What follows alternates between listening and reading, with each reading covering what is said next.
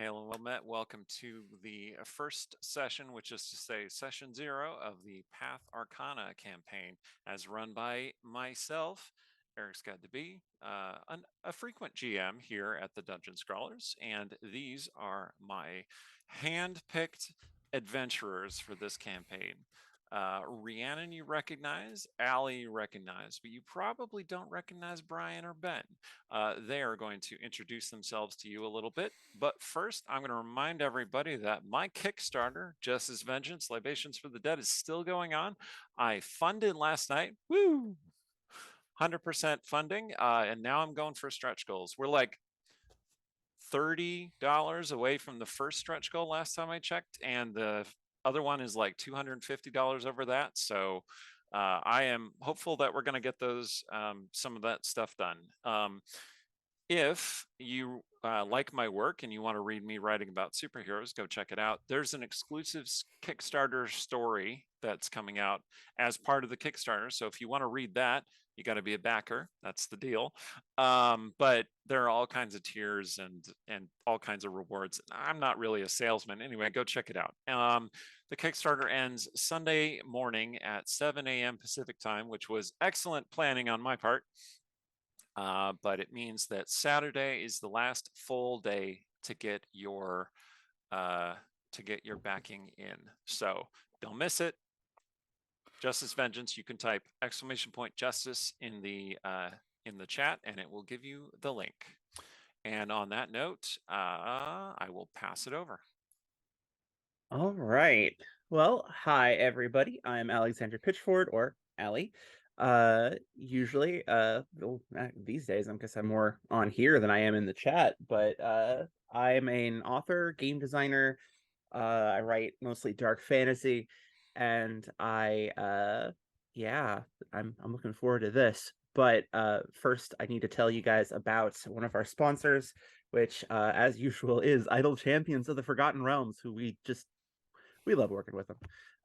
They're a strategy game that unites iconic Dungeons and Dragons characters from novels, campaigns, and popular shows into one epic adventure, including Farida, Havilar, and Mehen from the Brimstone Angels novels.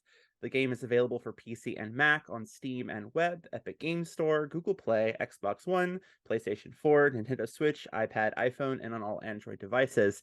And right now, if you log in and play and vote for what happens in the upcoming Fury of the Black Rose campaign, you can get a token that you can spend in the reward shop. And if you vote 3 days in a row, you'll even get a special familiar. So for more information on that, check out idlechampions.com. Hey, I'm Rhiannon Held. I write urban fantasy as Rhiannon Held, and space opera as RZ Held.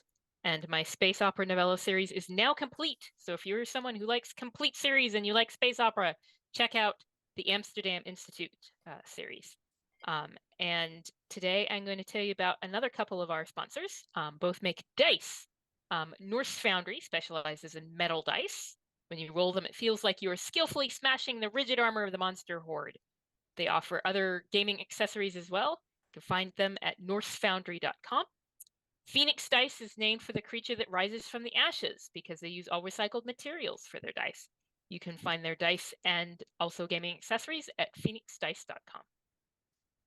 Awesome.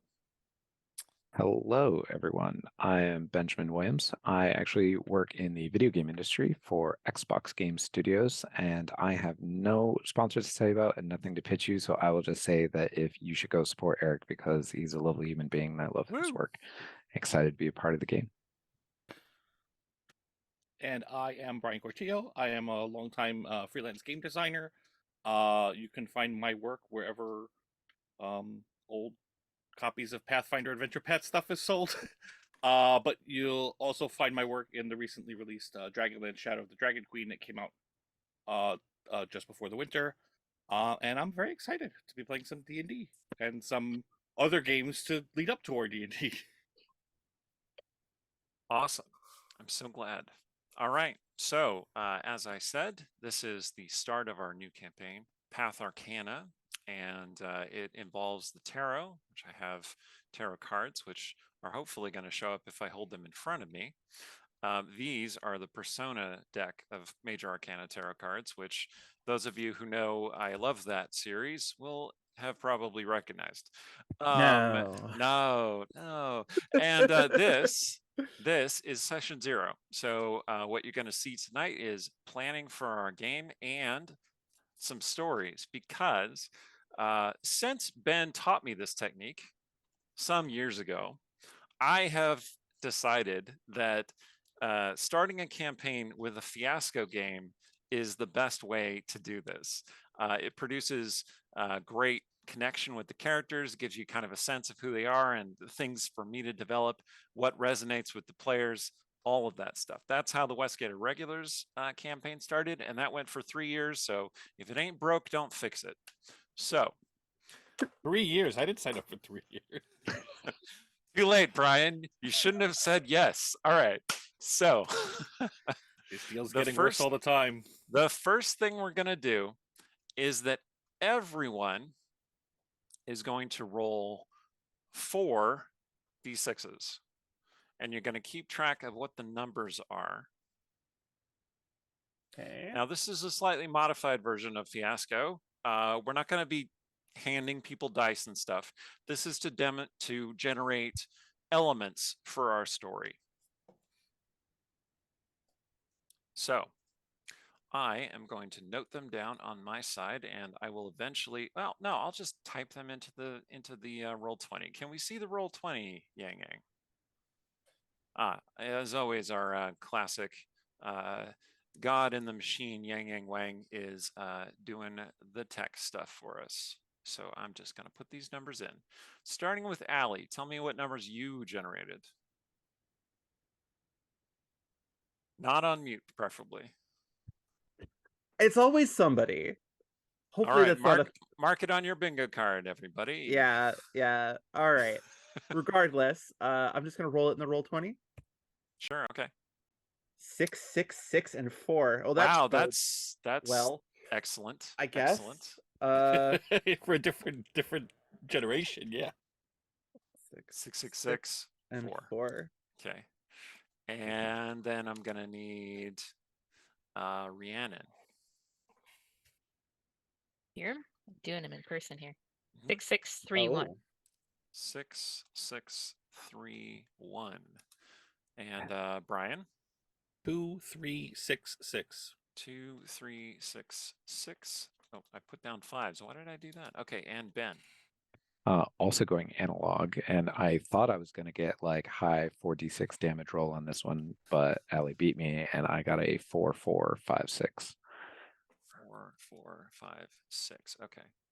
So what these first numbers are going to generate is they're going to generate plot elements that we will use when developing the game. So I'm just going to move these to the center of the Roll20 so that everyone can see.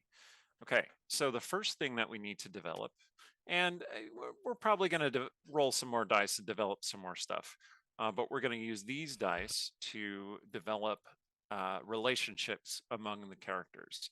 So each person is going to pick 2 of those results, and they will identify a relationship that your character has with one of the other characters. Everyone has to pick one person, and everyone has to be picked by one person. They don't have to be the same person. They probably shouldn't be the same person. Okay, so we're going to start with Allie. Allie, pick any of those 2 numbers, of any 2 of those D6 results. Any 2 of the list of results? Okay. Yep, of the list. Let's see. Don't strategize it. This is I'm not it's sure. supposed to be Look, a little I have bit no idea random. what's happening. So Yeah, no worries. That's why I started guess- with you. I guess the 2366, and then Okay, no, just 2 Oh, of the no. results. Each just two of the that is results. that is Okay. for. Okay, so That 2 is and for it. 3. Is that what you're gonna pick? I'll go 2 and 3. Sure. All right, 2 and 3. Perfect. All right, so let me break these up a little bit more to make it a little more clear. Wow. All right. And I'm just going to change so that we don't have 2 of the 3 of the same results. You guys rolled a lot of 6s. That's We pretty did. impressive. We did. Honestly, given some of the other stuff I already know about my character, the 666 I feel is a little That's a little on the nose, isn't it? little bit, yeah. All right. Well, I was just channeling my Court of Blades game, because like Yeah. that many 6s in a Court of Blades roll would have been like perfection. So Amazing. Okay. All right. I think that's right. Okay. So, oh, sorry, I moved that result. So 2 and 4 here. Okay. 2 and 4 is in the path of the youth, and it is random act of kindness. So one of the other players, their character, either you did a random act of kindness for them, or they did a random act of kindness for you. I don't want you to decide that yet. I just want you to make a note of that, because that is a relationship element. Do Okay. random act of kindness. Make a note. Allie. And I'm just going to put 2 and then a blank. All right. Next we have Rhiannon. So that 2 and 4 have now been used. So we're just gonna mark those out. I mean, I guess I'll go 1 and 6. 1 and 6. 1 and 6 is the path of the child. Oh, this one doesn't make a lot of sense for your character. Oh, so okay. Shall I do 6 since 6 instead? you have, yes. Okay. I don't like how he said that. 6 and 6 is revelation. It is the world arcana. And in this case, what it means is that one of the other characters revealed something to you, or was a revelation to you, or made you think about things in a totally new and original way. Okay. So I'm just going to put that one down. Was 1 6 like loving family? No, 1 6 was youthful sweethearts, and none of these people okay. would have been around when your character was young, I don't believe. All right. Rhiannon is playing an elf. We all knew she was going to. All right. So elves are cool. All right. Hey. So Brian. I'm gonna go with 3 and 6. 3 and 6. 3 and 6 is the path of heroism, and 6 is lost together, which is the Hanged Man arcana. So one of these other folk, you were lost with them at some point. What were you doing? Where were you going? How did you meet? How did it get resolved? So that's going to be Brian to blank. And I'm just going to type in which arcana it was, because it's helpful to remember. Okay, and Ben.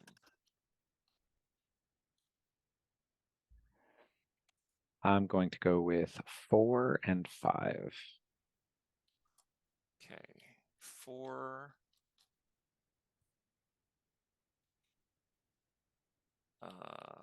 Okay, I'm gonna have to move some numbers to make that work, but I could do that.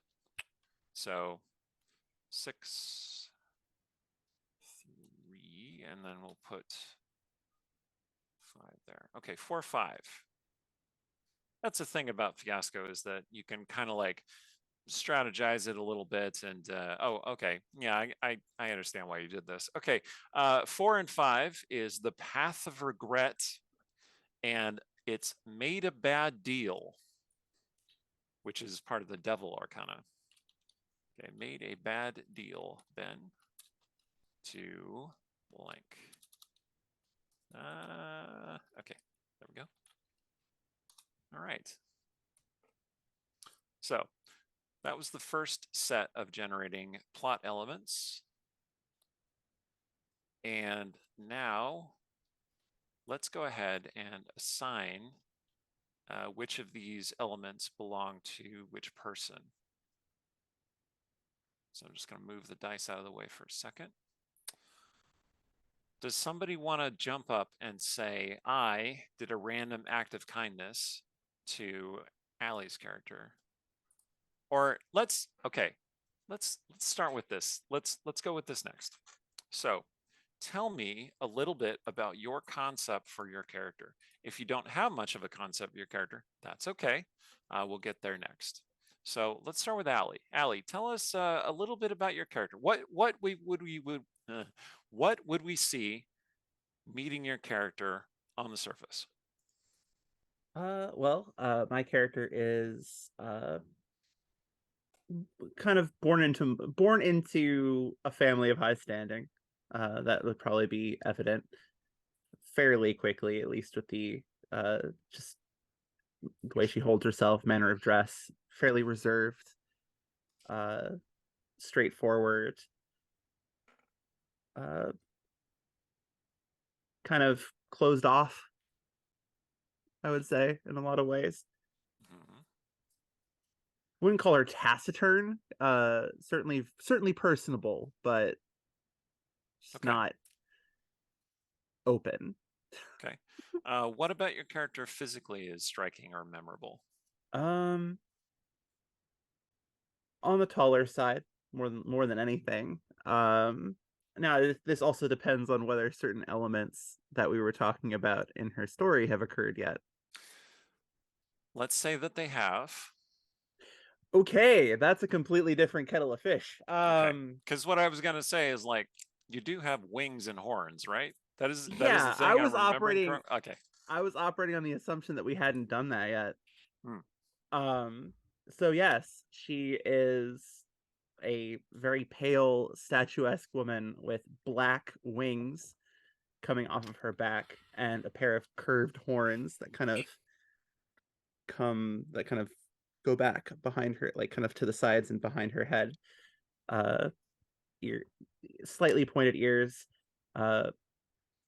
gold eyes with black sclera. Like, she does not look normal in the slightest. Nope, not at all. Eric, am I allowed to volunteer for the act of kindness on this? Because I feel like I just heard statuesque and taciturn, and what I know about my character is that you're like the extroverts that are drawn to the introverts against their better judgment and are like, I want to make you happy, even though I can tell this is going to be a problem. I want to make you happy. Sure. All right. That works for me. So, all right. So, random act of kindness, Ben's character to Allie's character. And that is, again, the Empress Arcana, which I will just move that card over here so that you can all see. Whoop, up there. All right. All right.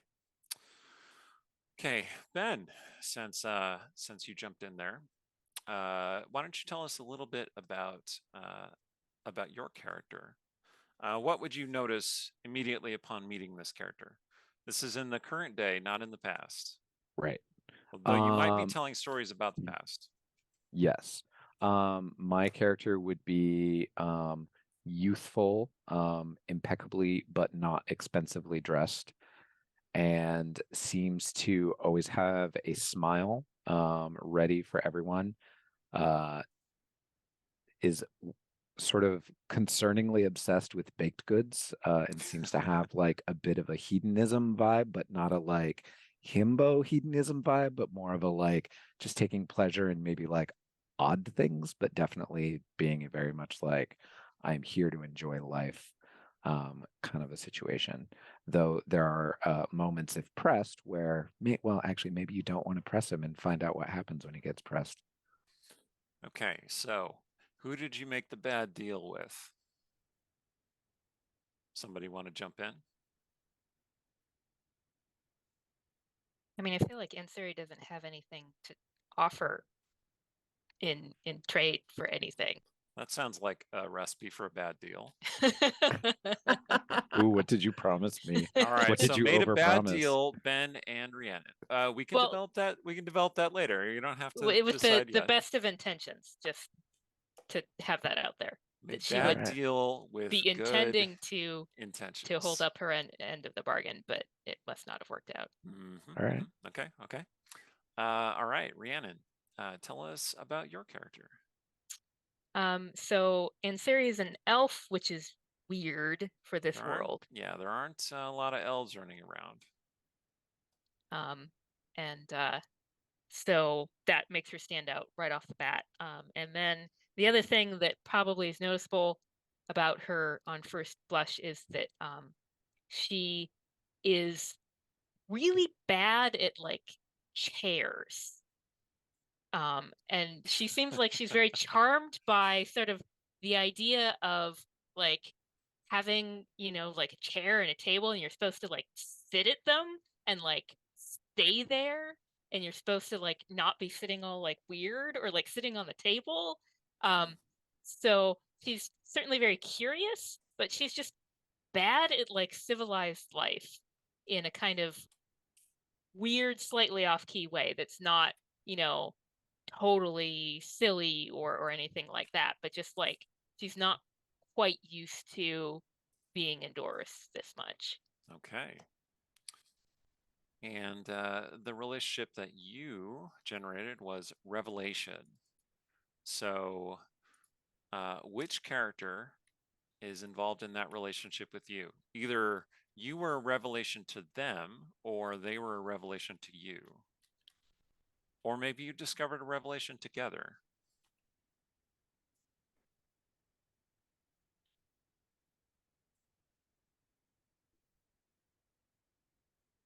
I mean, because anybody could tell her the obvious thing. So anybody who wants it. That's true.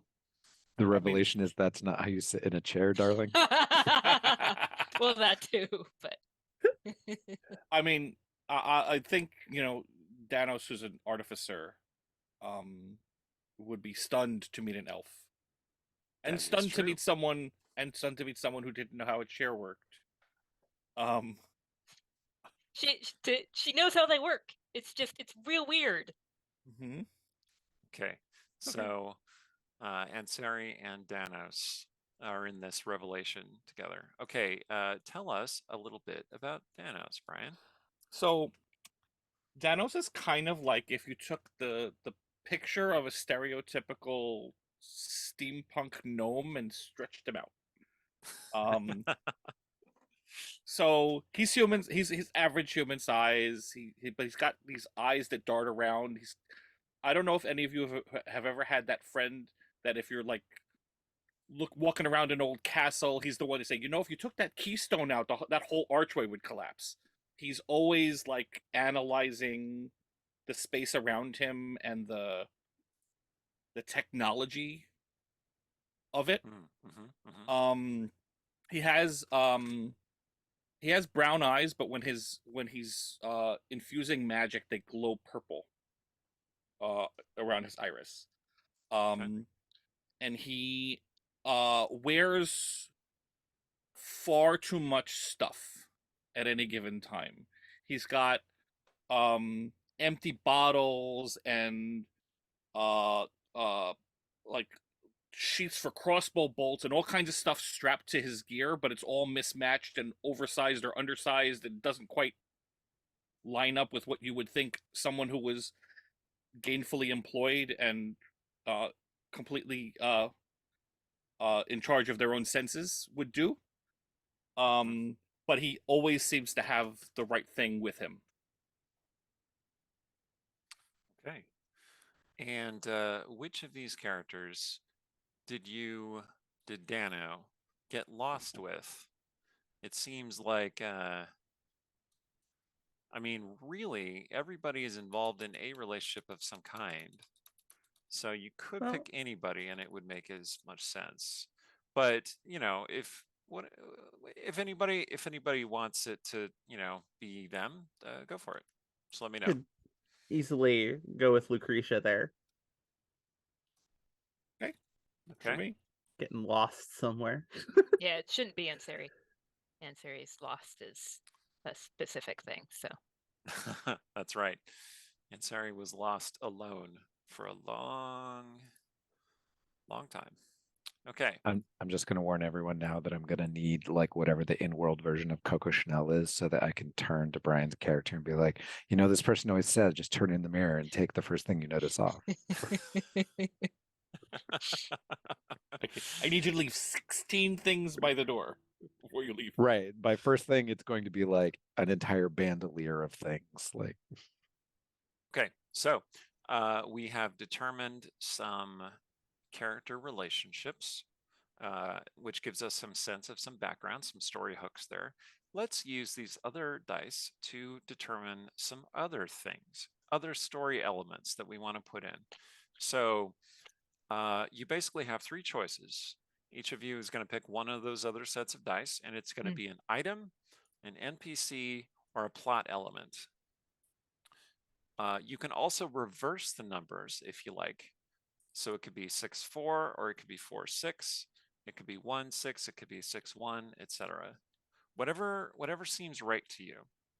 This is a bit like drawing a card from a set of tarot cards spread out in front of you. You just pick the one that seems right to you. So why don't we let's go more or less backwards from where we were before and start with Ben. So Ben, why don't you pick one of those sets of numbers? Oh, yeah, first, tell me what kind of thing you want to generate. yeah.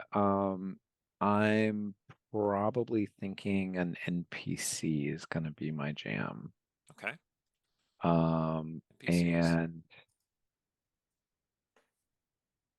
oh man, there's one that I want, but I don't think I have the numbers for it. Well, Alas. which one is it that you want? Oh, you know what I want. I want a double 6 on that. Yeah, I do. But that's okay. No, we're gonna play by the rules. We're like we don't pre-planning it isn't interesting. That's the whole point of Fiasco. So instead, I'm gonna say let's do a 4-6. Okay. 4-6. Now note that the things that are listed don't necessarily have to be the only things that you use. This is just suggesting that you do use these things. Okay. Totally. 4 and 6. 4 is chaotic, and 6 is the moon, Arcana, an erratic weirdo. So a story, it doesn't have to be your story either, involves an erratic weirdo who is part of the moon Arcana. Okay.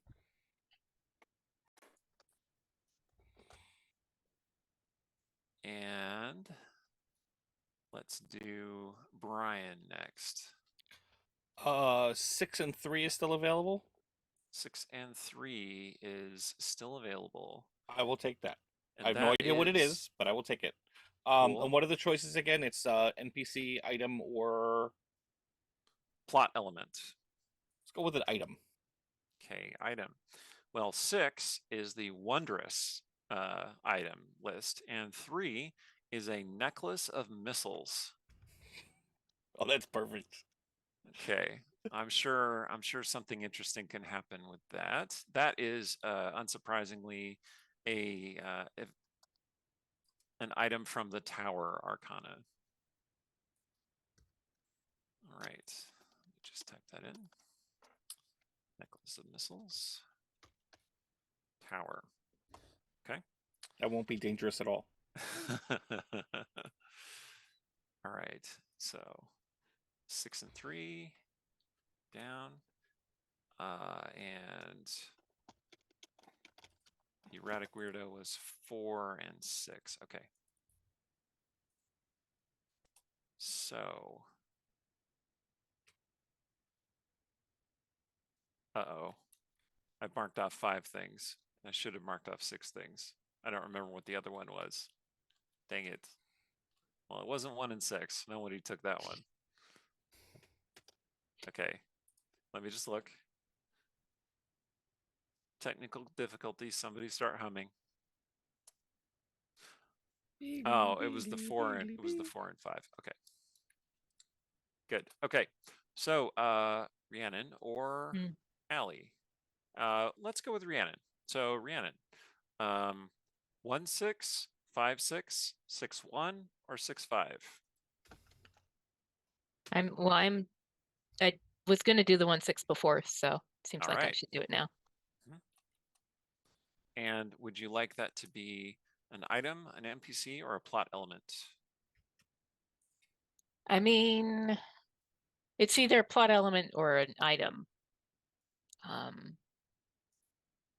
Plot element, why not? Plot element. Okay. The plot element for 1-6 is long forgotten wisdom. Okay. What could that be? So long forgotten wisdom proves useful or necessary, and that is an arcana from the Hierophant Arcana.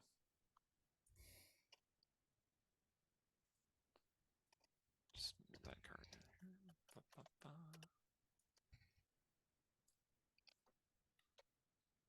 All right. And Allie, you are left with 5-6 or 6-5. Both of which are very respectable numbers in if you were playing Magic and you were picking creature to summon. Muted. This is very true. Thank you. Let's see. 5-6 or 6-5. I think I want to go for. Ooh. I'll go for 5-6. And let's go with a plot element. Plot elements. 5-6. Oh, this is good. All right. 5-6 plot element is a dark secret is revealed. Yes. Wow. I do like that one. It's already getting it's becoming perfect. Okay. And that is the Sun Arcana. So the Sun is arcana of revelation and seeing the truth about things. Gotta drag it out into the light, right? You don't necessarily understand it, but you see through the lies. Okay. I see. So at this point, what we are going to do is we're going to take these elements and we are going to tell stories about our characters using these elements. So I think that it might make sense for us to take a little break and give us a little bit of time to think about this. We usually take a break a little bit later in the show, but I think we'll take it now. And what I want you to do is I want you to think about these elements that we've created, think about the relationships with the other characters, and then come up with a story. Now you get to choose.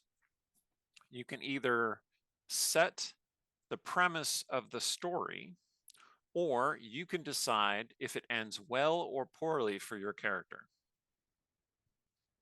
I'll let you think about that as well. So we will be right back. Cue us up for 10 minutes, Yang Yang, and don't go away, everyone. Pick up your gear and open your chests. Throw on your armor and head out on a quest. Hey, hey. It's a brand new day. On the slow coast, your allies will help with blades and bows and magic as well. Hey, hey. Heroes on their way. Fighting together against overwhelming odds. Fighting together in favor of multiple gods. Idle champions of the forgotten realms. Idle champions, adventure never ends. Idle champions, into one and there. Idle champions, you will say it again. Idle champions. Hello, well, Matt, welcome back. My adventurous players have been doing some story planning and also, refilling drinks and whatnot. And I want to take this moment to remind you that you too, when you are gaming, should take breaks periodically. Also, I should have covered the whole veils and bans and ads thing before I set people loose to talk about stories. Now, we here at the Dungeon Scholars, we have an agenda, like a survey that players and guests fill out to make sure that we don't inadvertently trample on anybody's sore points. But it's good session zero behavior to talk about this before the campaign starts. So ads, veils, and bans are respectively things that you like and want to see in the campaign, things that you don't particularly like and would like us to just kind of gloss over, that's veils, and bans are things that really trouble you and you do not want in the campaign. Okay, so they're just kind of like banned from the game. I will start off the conversation. We'll just talk about this for a couple minutes by saying that my campaigns, as a rule, ban sexual violence. That just doesn't happen in my games. If you, a player, are like getting in a situation that's leading that way, we'll stop it. Like that just won't happen. No NPC will ever assault your character in a way like that sort of thing.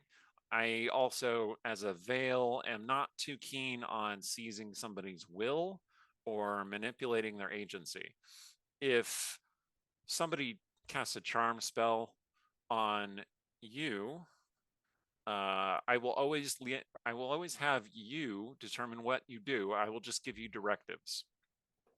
Like, for instance, if somebody charms Captain Zeph because wisdom isn't necessarily his strong suit,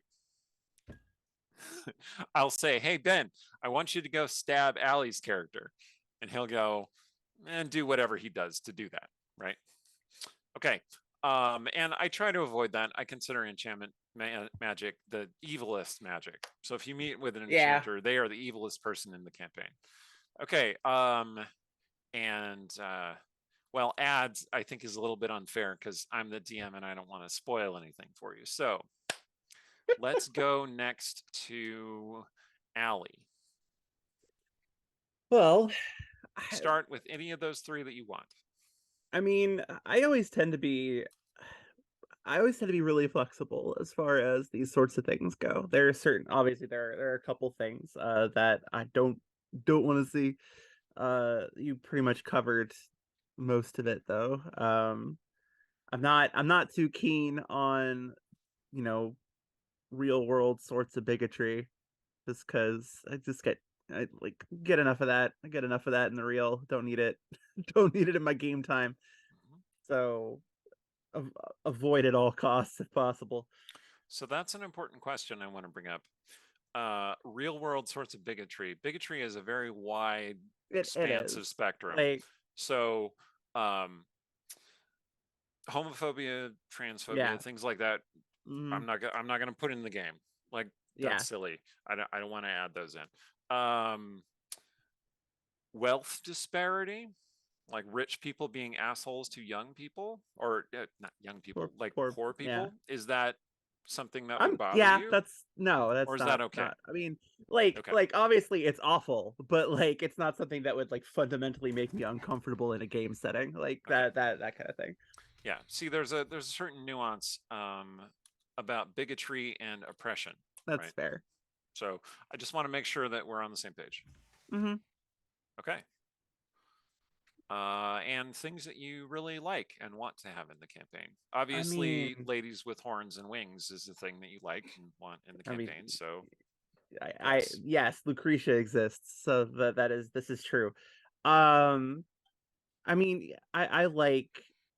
See, this is the harder one to answer, I think, because I don't know. It can be very general too.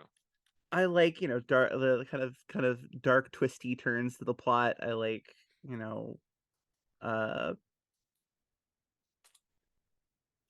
it's hard to say. That's okay. Hard to say. We can come back to it. Okay, Rhiannon. So sexual violence was my one ban, so you got that one. Okay.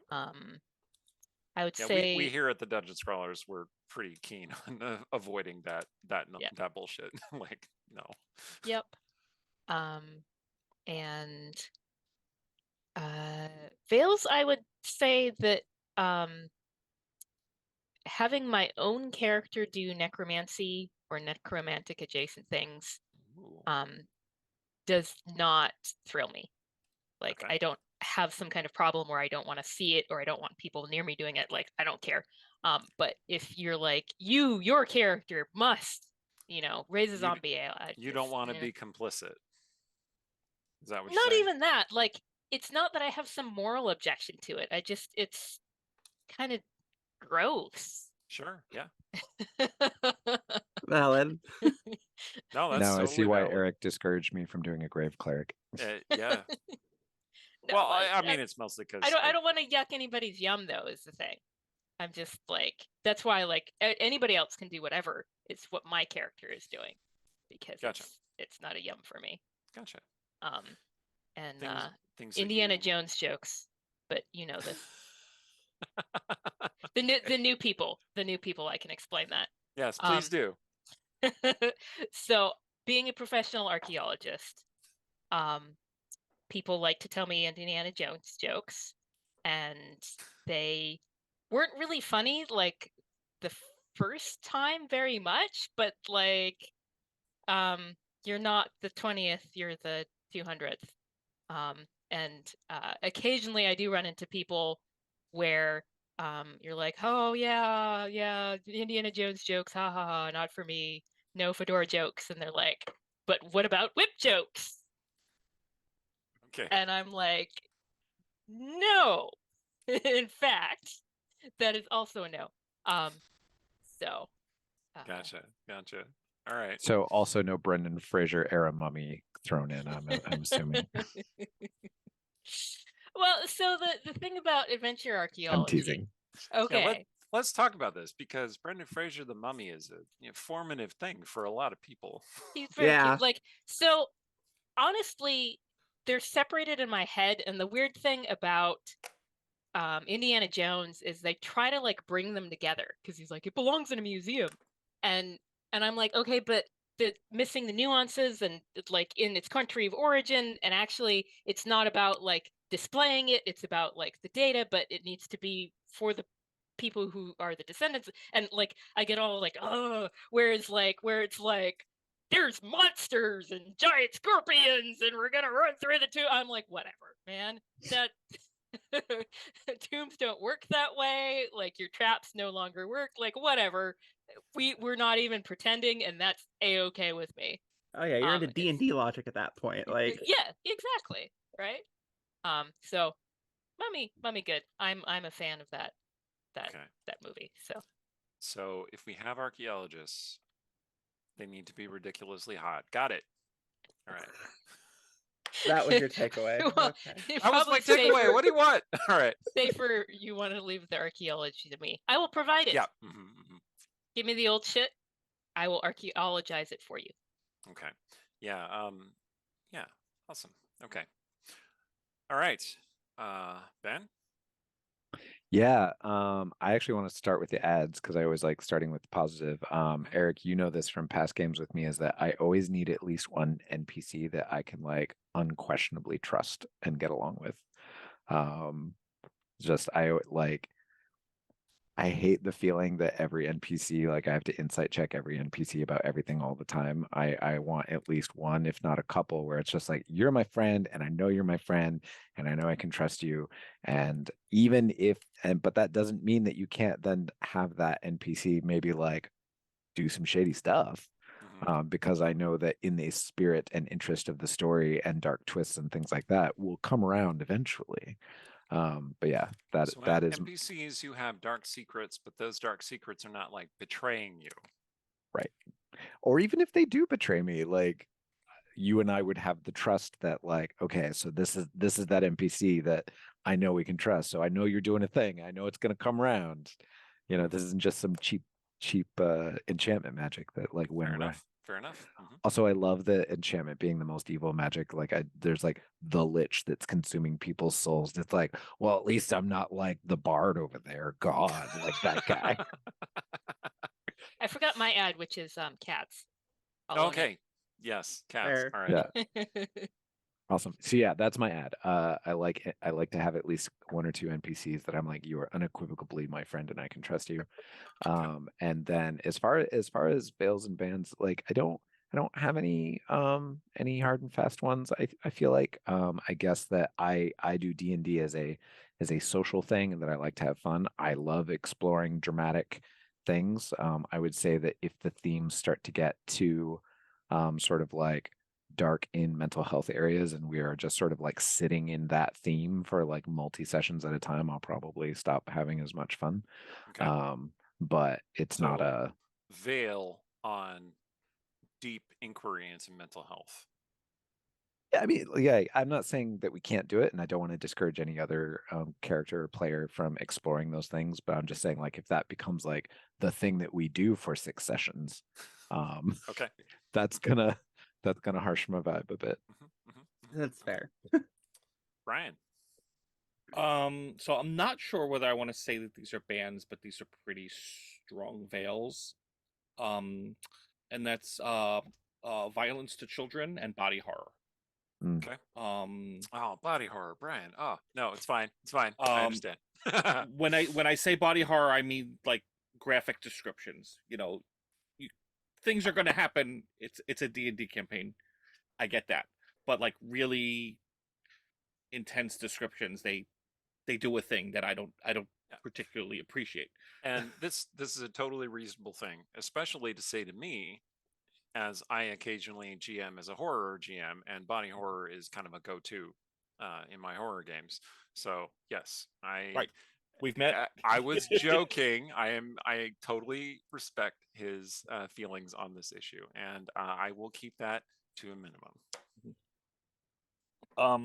The other thing, and this is a little bit more nuanced, is I have problems with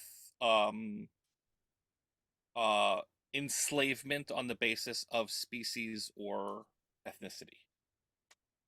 And so I don't know enough about the world to know whether that's something that is built into it, but it's something that has to be really super carefully considered, and it may go to a ban really quickly. Yes. I am not planning on incorporating that into the world. As for ads, you know me, I like to be immersed in the world. I like connection to the setting. And so if we are moving around so fast that we can't get that, I'm going to feel like something's missing. Okay. Excellent. So this whole concept of me leveling you up every session and finishing on a solid 20 sessions is too fast, huh? Okay. That's fine if we're getting connected to the world. All right. No, I totally understand. Time to sit with it. Connect with the world. Yeah. Okay. Okay. Just a couple of general questions that usually go to how campaigns go. 1, how violent? Is too violent? We tend to aim for like a PG-13, sometimes a low R here on the Dungeon Scrawlers. We do have a strict rule of 1 F-bomb per session. Once somebody says it, then we can't say it again for the rest of the session. So does that seem about reasonable? Okay. Seems fair to me.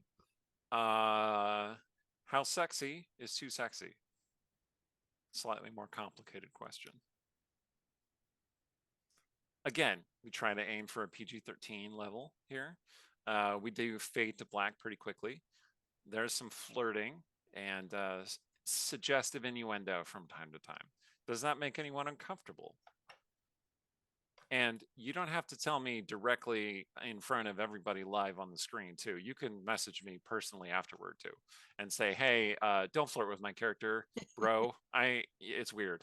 Like, and I won't. So, all right.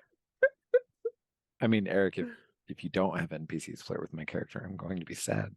Yes, I know. I know that's an ad I for mean, Ben. yeah. Do you know I how mean, much this eyeshadow cost? I mean, I was Look, going to. if you're trying to get my attention, all you got to do is call, man. All right. So, okay. And yeah, I think that's generally about it. Okay. So, are we ready to start with the story? Would anybody like to go first? That's the harder question, isn't it? I can roll a d4 and make Oh, it I mean, I'm random. willing. We'll let I Ben just- go first. Yeah. We'll I have was gonna Ben say go I'm first. willing. I just didn't want to like charge in, being All new to right. the group, Do it. taking over. Ben, you got the highest initiative roll. You go first. Okay, cool. Well, and that'll be relevant because my player will, or my character will, have advantage on all initiative rolls. Anyway, So, well, would but you so like this to is set the scene, or would you like to resolve the scene first of all? I would like to set the scene. Excellent. And feel free to involve any of the other characters. Oh yeah. Or Yeah, no. I am also here to run NPCs, provide lore about the world. Go with it. Yeah. Take it away. So this is a scene with Rhiannon. And I will say that we are in some sort of entertainment venue of choice that involves the imbibing of food and drink, and that we are sort of talking to each other, maybe a little. Well, my character will be tipsy. You can choose what your character is, and I will basically be drunkenly sort of trying to retell a story of how we met, which will Okay. involve the bad deal that we made. Cool. So, and then as you were saying, like, I also am like, I'm not exactly gonna, like, this isn't Critical Role. I don't have a voice ready or like Yeah. a strict thing like that. But yeah, I imagine that it's a sort of a thing where it's like you and I, we're hanging out. We've known each other for a minute. I'm definitely feeling a little buzzed. There's like a plate of cookies in front of us that like half of them are eaten, and I ate half of them. And I'm like, you can have one, if you want, but I ordered this plate of cookies, so back off. And and I'm talking about, oh man, like I so appreciate you. Like, you are such an interesting person. I've never met anyone like you. It's just so great that we met, and that that you needed that help, and I'm so happy to provide it. Like, yeah, you're strong, you can take care of yourself, but it's nice to have someone to like have your back and like stab people behind your back. Not behind your back, but when your back is turned, I stab people that are coming to stab your back. It was great. I mean, hopefully it'll pay off one day. I mean, not that your friendship isn't already like a great and valuable payoff, but I mean, I don't know. Yeah, I think it's really lucky that we met. I mean, how do you feel about it? So, Ansari is Commander Rikering up in here right now, because like, cheers, obviously that's the armrest, right? So, that's how she's seated right now. She's like, hey, I got this figured out. And she'll certainly have a cookie. And she's mostly like, Just one. Well, she's like savoring it. She's like, this is very strange. Gotta, what? I don't know what I'm looking at because of your camera. I just drew a card, and it is the devil card. So yes, that dark deal is coming up. Well, I mean, so I'm thinking that maybe this deal has to do with something where it is impossible to fulfill. And the question is, would that be if Ansari is like, oh hey, I can get my family to help you out, I just gotta get word back to them, or something like that, or if it would be Ansari being like, hey new friend, I want to get home and you want like somebody to guard your back, so let's make a deal and I'll guard your back if you'll get me home, because there won't be any problem there. Okay. How about so let me add a little bit more flavor. So when we first met and made this deal, I was very much penniless, and I don't know if I would ever come across as desperate, but definitely making some poor life choices.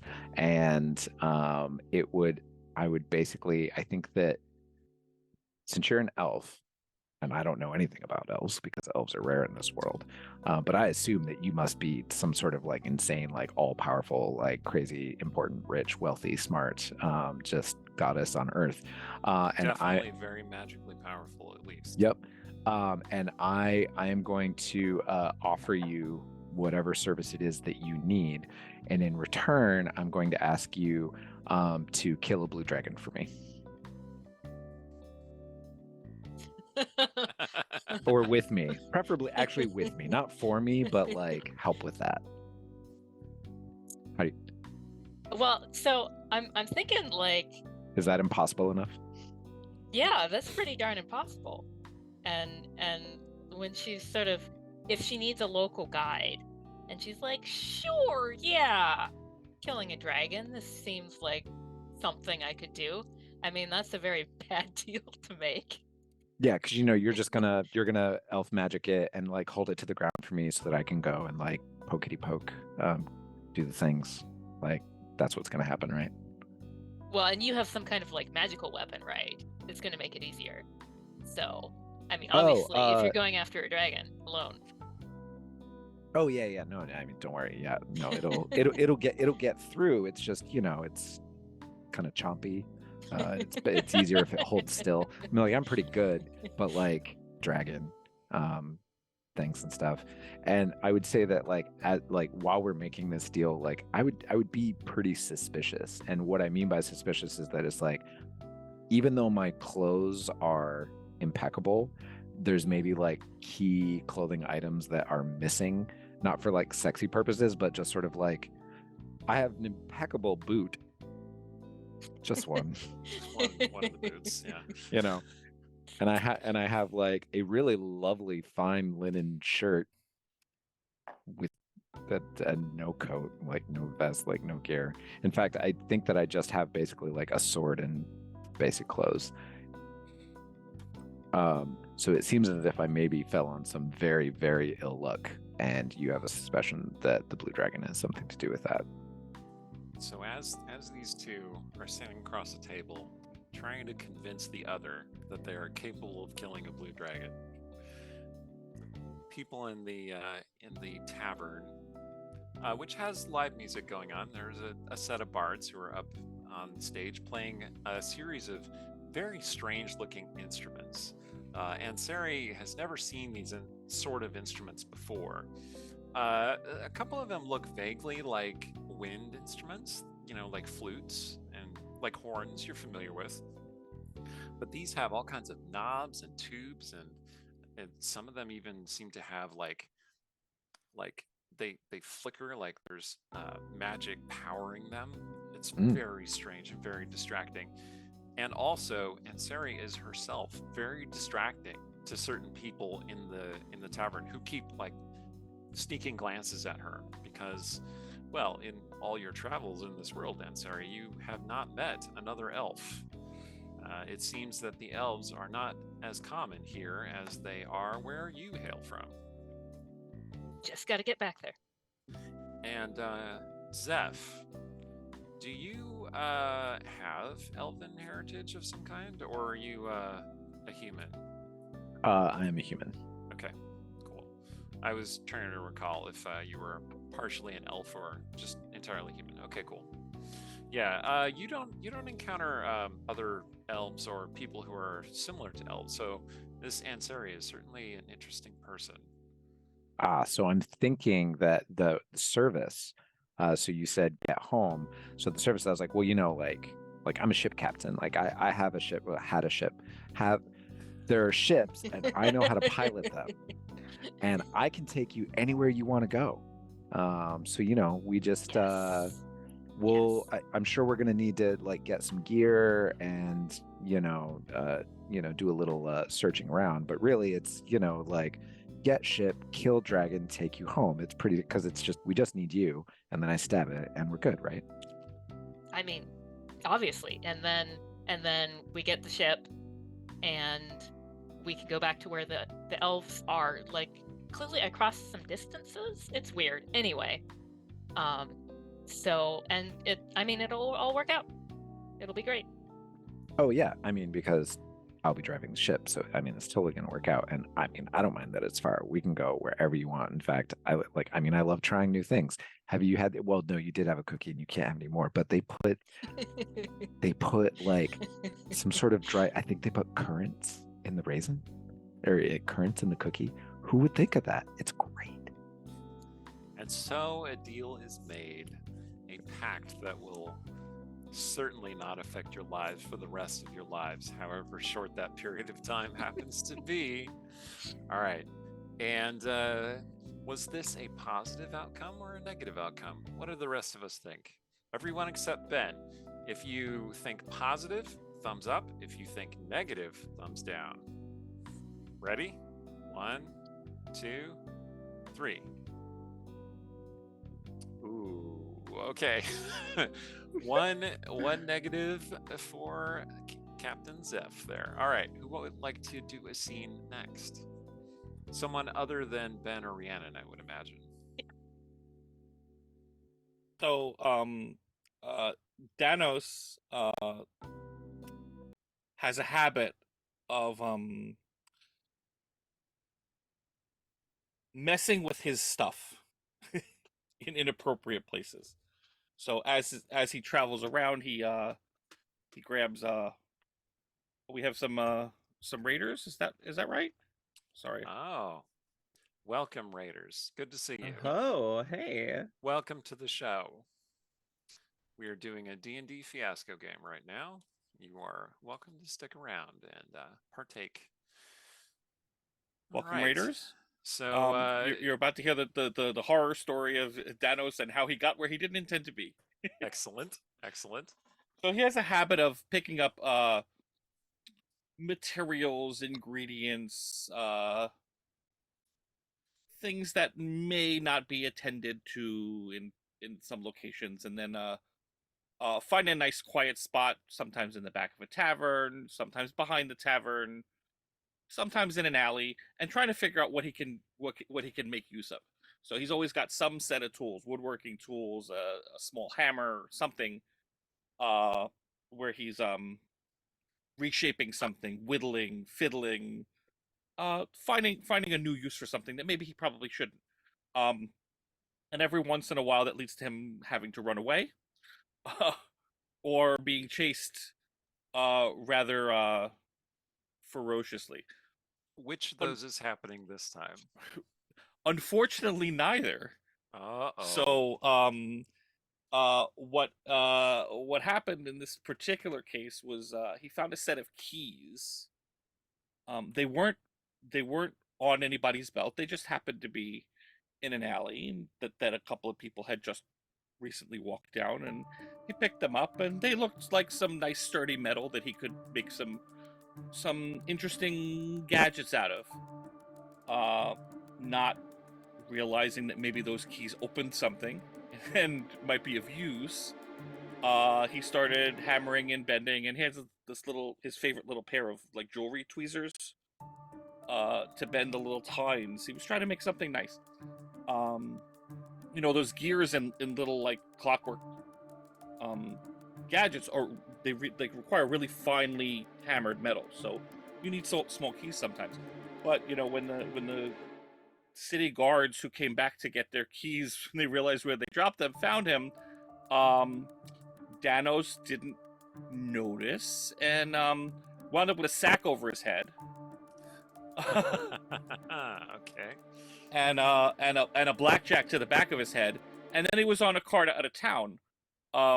Next thing he knows, he's at some backwoods tavern, being dumped off by the merchant that brought him there, and he doesn't know where he is. He doesn't know how he got there. He's not sure whether it's really early in the morning or really late at night. some of his money is missing, but you know, he's smart enough to have a couple of extra coin pouches smuggled around on him, so he's got most of his money. But they relieved him of some of his finest stuff. And right now he's just kind of wandering around trying to figure out how he's going to get back, because he doesn't know how far he is from anywhere that he recognizes. So I drew a card to further develop the scene, and it was the death card. So a radical change happens, something very unexpected, or you witness somebody being murdered. You know, either of those things. You can work that into the story. So you're wandering around in a place that you don't recognize or have never been. Yeah, so it's a roadside, looks like a roadside inn, but it's really late. There doesn't seem to be any activity. All the windows are shuttered. There's a small stable across the road, but nobody's attending to it right now. I think there may be somebody near the front door, but I'm not sure I want to bother them because it's been a bad night already. Yeah, you do see a figure illumined in the moonlight under the eaves. They are inspecting the door. Maybe they're waiting for someone to come to the door. Maybe not. But you don't necessarily want to interfere.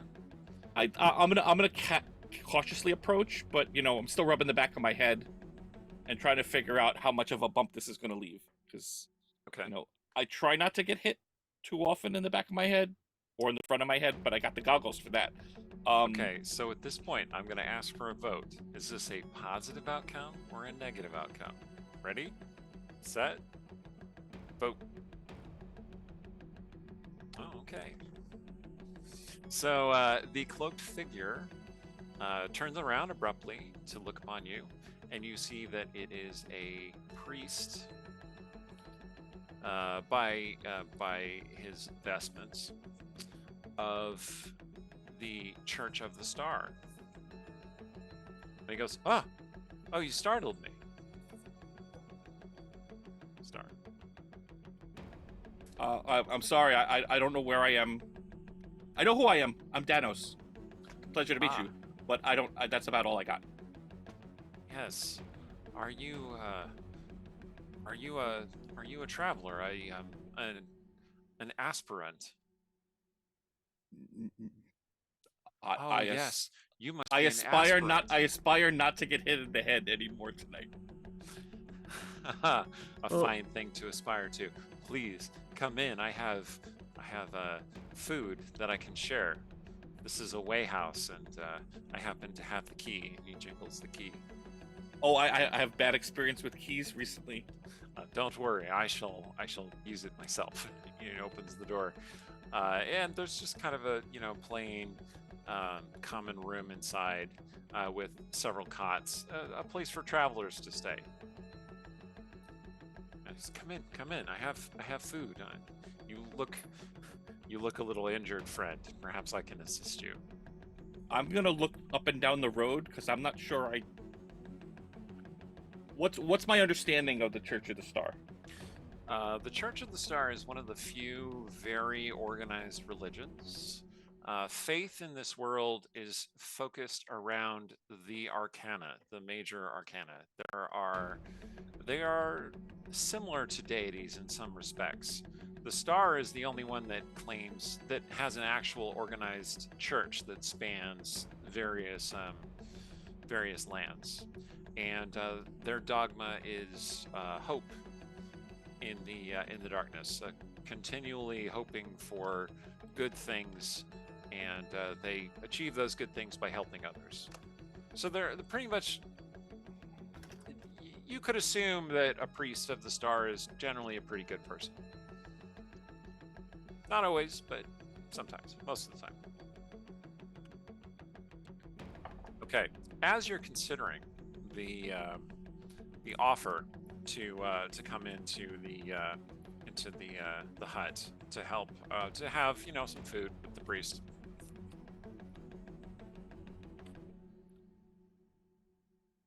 An entity appears, a figure with wings Oh, coming down the We- road.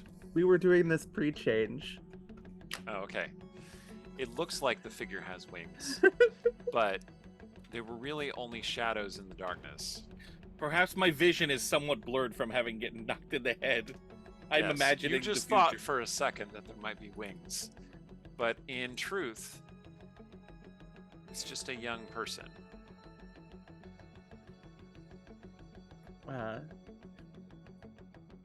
She'll she'll walk down the road looking a little perturbed, I think herself. Bit of a hood drawn up at the moment, but as she approaches the way house, she'll lower it to reveal a fairly normal looking, if tall young woman. Dark hair, pale eyes. Pardon. Well, it seems my horses ran off back there. Is there some place I could stay here, maybe? Ah, what serendipity. The priest says, if you had to be lost, this is the place to be lost. Please come in. I shall share what food I have. Of course. That would This be is Dano. most helpful. Dano, Lucretia von Ryer. Nice She'll to, kinda nice do to a meet you. little- I a little- definitely don't have your horses. No, I didn't think you did. They ran the carriage. The part of it broke and the horses bolted. Well, I'm very sorry. It's been a night. It's been a night. So the priest has started a little fire to start boiling something. Well, I suppose while my driver tries to collect the horses, it probably is best to hunker down for the night. It does seem a bit dark. A driver. I'm impressed. Well, yes. I'm sorry. Yes, we were on our way back home, but I'm not as familiar with this region, unfortunately. Seems like an easy place to get lost. I just got here myself, I think. Are you all right? You look a little. Oh, don't mind me. That's just the swelling. Were you? Did you hit your head? I didn't hit my head. No. So then you were attacked. Did you see who the assailants were? I'm certain that if we go to the guard, when perhaps that they would be able to help. I think they've helped enough already. Thank you. Sometimes the priest just appears next to you. Maybe startling. Sometimes destiny works in mysterious ways, and he puts out these bowls of just kind of softened noodles for you. Thank you. Please, what I have to share. Of course. It's appreciated. Well, if you don't want to go to the guard, my father's a magistrate. Perhaps he could help. Sounds lovely. Let's and he looks towards the door to make sure nobody's coming in, because it's been a night. Let's eat and rest a bit and plan how we'll get back to the city when we can. Of course. With any luck, perhaps if the horses are found and we can fix the carriage, then we can. You can hitch a ride with us, so to speak. It'd be my pleasure, and I'm happy to help with the cart. I can fix almost anything. I just need the right parts and permission, and perhaps some distance from anyone with a club. Okay, so you speak for some time. You make plans to help each other traveling. The night grows long, and you grow weary, and you eventually sleep on one of the cots. And when you wake the next morning, you're both still there. The room is still as it was. There's no priest though. There's no one else there. It's just the two of you.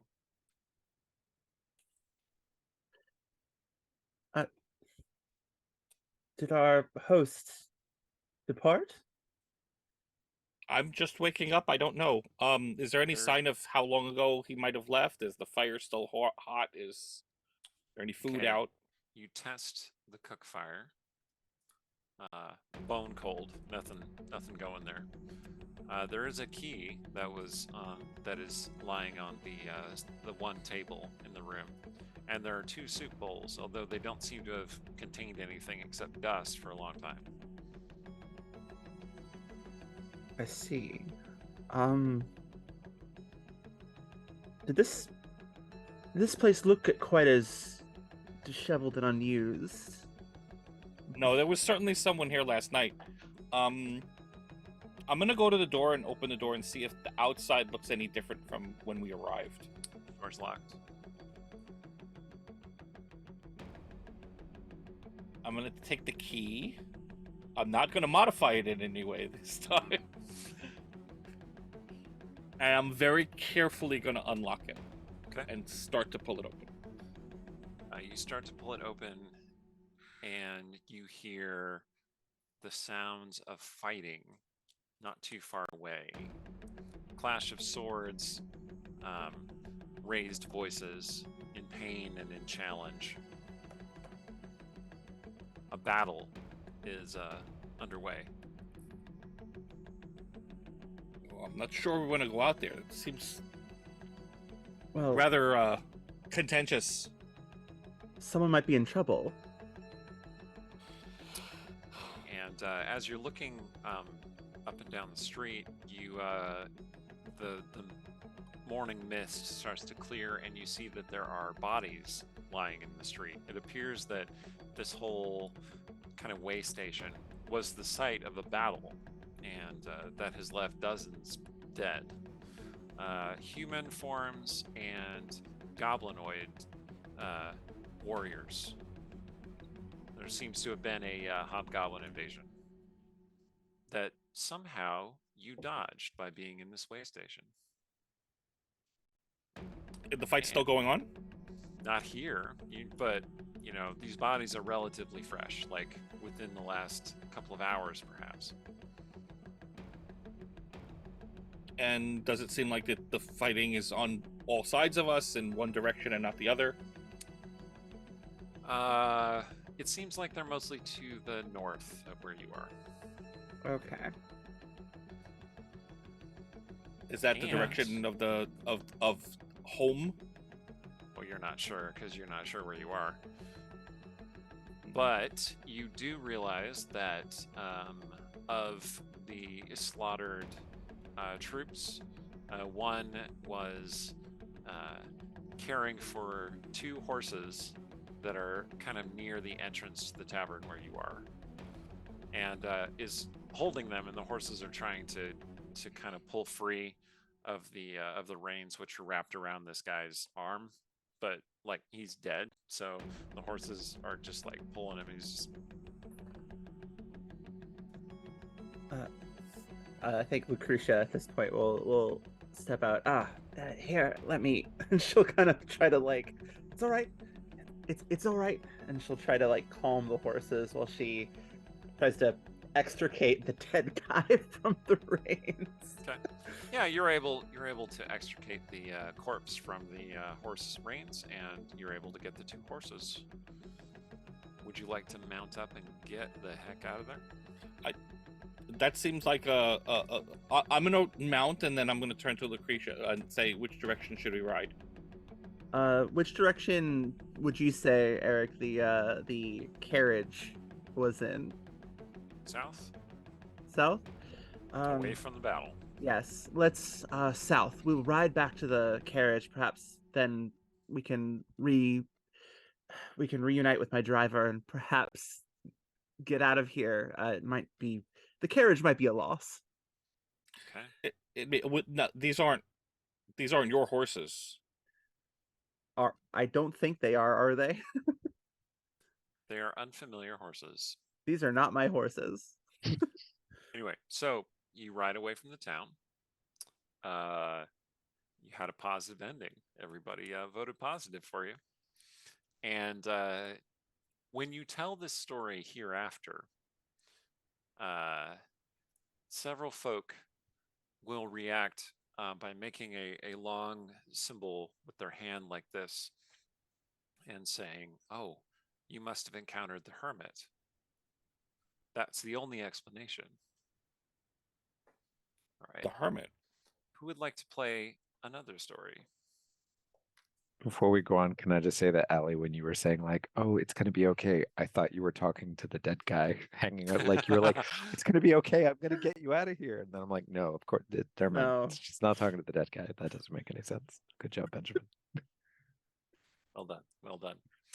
Rhiannon or Allie, would you like to launch a story? Well, I was going to do where I pick the outcome rather than Okay. set the scene. Would you like to pick a positive or negative outcome? I was going to do positive. Okay, great. I mean, All the right, bad so deal was negative, so. whatever happens, the outcome to this will be positive. Do not forget that. That is very important. You are wandering through a glade. It's dark, shadowy. This world is a world that you hardly recognize. You have been wandering here for some time. You're not sure exactly how long. There's a moon. There are two moons, actually. You can tell this because there have been multiple nights, and different moons will rise at different times. And you're not entirely sure why you are here, but you would like to go home. That's been the only thought in your head for some time. So, how are you equipped here in the glade? What is your situation? Is this in the Feywild? Far back, Say or is yes. this? Okay. Well, so when she ended up in the Feywild, she spent time with a Eladrin hunting party, and so they helped outfit her. So now her basic gear is very utilitarian. You know, she's got good boots and a bag and a couple weapons. She's got a bow. She's got a daggers, and a good cloak, warm cloak, sheds the rain. None of it like super flashy. No jewelry or adornment particularly. It almost seems to blend in with the landscape as you move. And you have been parted from this hunting party. Why? Well, so the currents of wind in this place are very capricious, but sometimes they kind of talk to you. And the hunting party is so focused on, their prey, they don't want to stop and listen and pay attention to what's going on around them. So she diverged. She said she'd catch them up. They taught her well so that she can follow their tracks. And so she's going to see what the wind has to say. Okay. Yes, the wind is whispering promises and suggestions of a place to go, a thing to see, a way out. It's been Just so waiting long. for this. How Yeah. long has it been? You cannot even remember. Decades. Decades or mere days? Who can say for sure? Feywild is capricious. Time does not function the same way here as anywhere else. But if you follow those winds, they might lead you to a way out. But at the moment, seem to have led you into a trap. The forest is full of spider webs that cling to the trees, almost translucent in the moonlight, sufficiently translucent that you did stumble into one. And you try and push yourself through and twist around and only succeed in getting yourself more caught in this web, sending tremors through the webbing, which ripples with drops of dew that fall off onto the ground. The wind, the breeze, is still making promises to you, but it grows faint. And you suspect that whatever left this web might be returning soon. What do you do? Cut my way free, obviously. Well, no, actually, also I have cantrips that would be to this purpose. You call upon your magic. Mhm. Okay. What kind of magic are you going to use? Well, normally I try to blow it away, but see, I changed something on this character sheet and then it printed out wrong. I like hard copy character sheets. Yeah, I get you.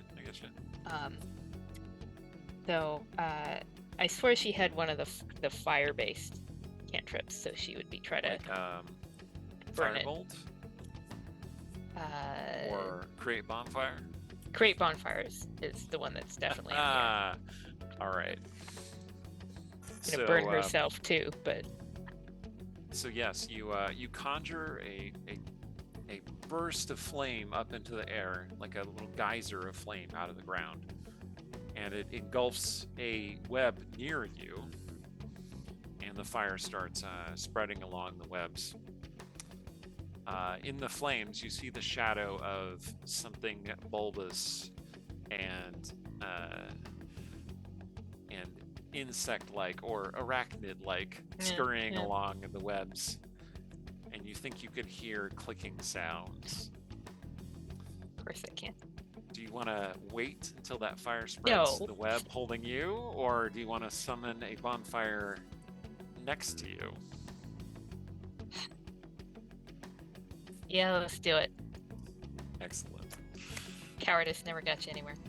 A burst of flame up from the ground illumines a multi-eyed creature that was coming toward you out of the mist.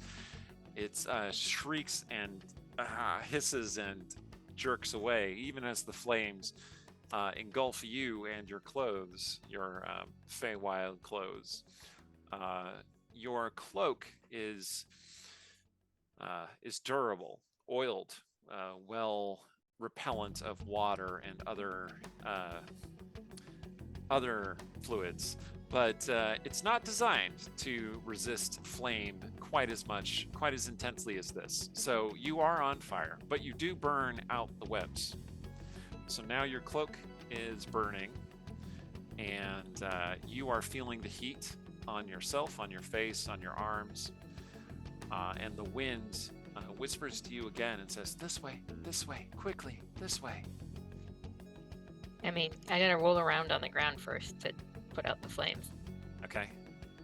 The voice is growing softer, farther away. You do roll around and put out the flames.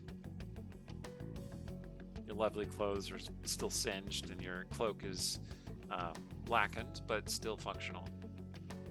You want to follow that voice? Heck yeah. Okay. You come to a grassy hill that rises up toward one of the moons. This is not a moon that you've seen before. This one is entirely red, blood red moon. And at the peak of that hill is a hole in reality, like a window into another world. And that window is slowly closing as you approach. Gotta run for it. Okay. These You run chances up the don't hill. come around every day. You chose a positive ending. You get through the portal just as it closes. You splash down into cold, dark mud, rain tumbling all around you. And you see a pair of boots in front of you. Mismatched boots. One of them is very fine. The other is just a boot. And that is how Ansari met Captain Zeph. Okay, who wants to tell another story? Allie is the last one who hasn't gone. Yes, this is true. All right. Would you like to set the scene, or would you like to choose the resolution?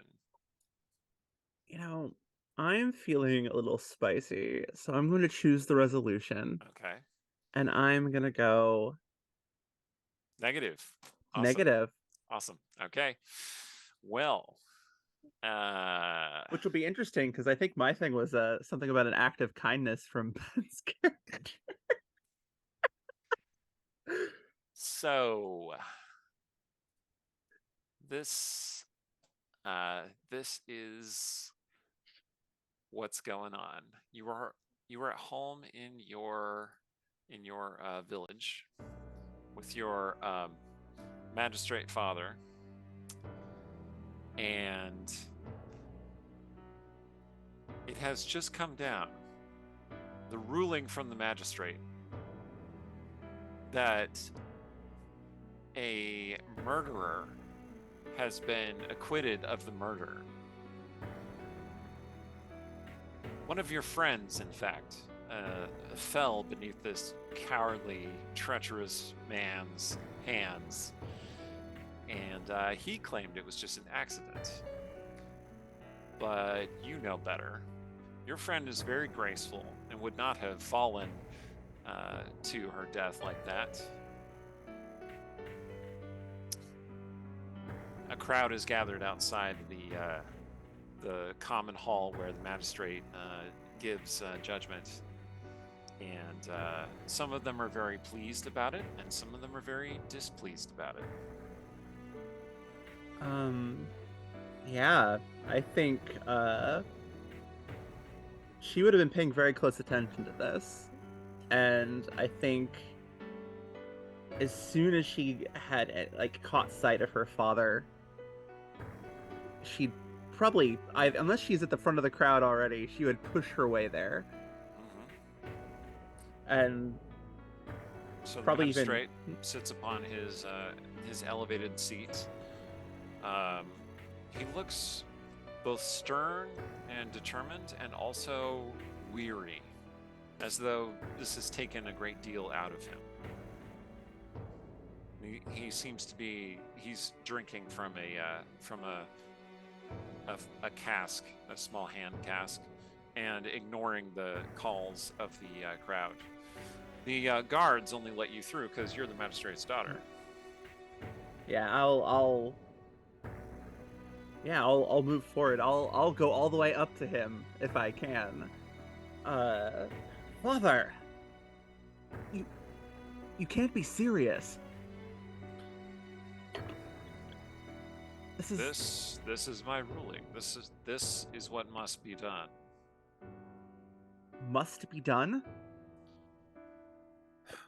Justice is not always what we wish it to be. You must accept this is the truth of things. I cannot pronounce death upon a man if it has not been proven that he is guilty. Father strokes his graying beard. What would you have me do? Condemn an innocent to death? No, but this man, the evidence was clear, Father. Clear to you, but not to the court. You see, this is the Hierophant. You see, justice is not within your own hands to mete out. You must learn this if you are to be magistrate one day.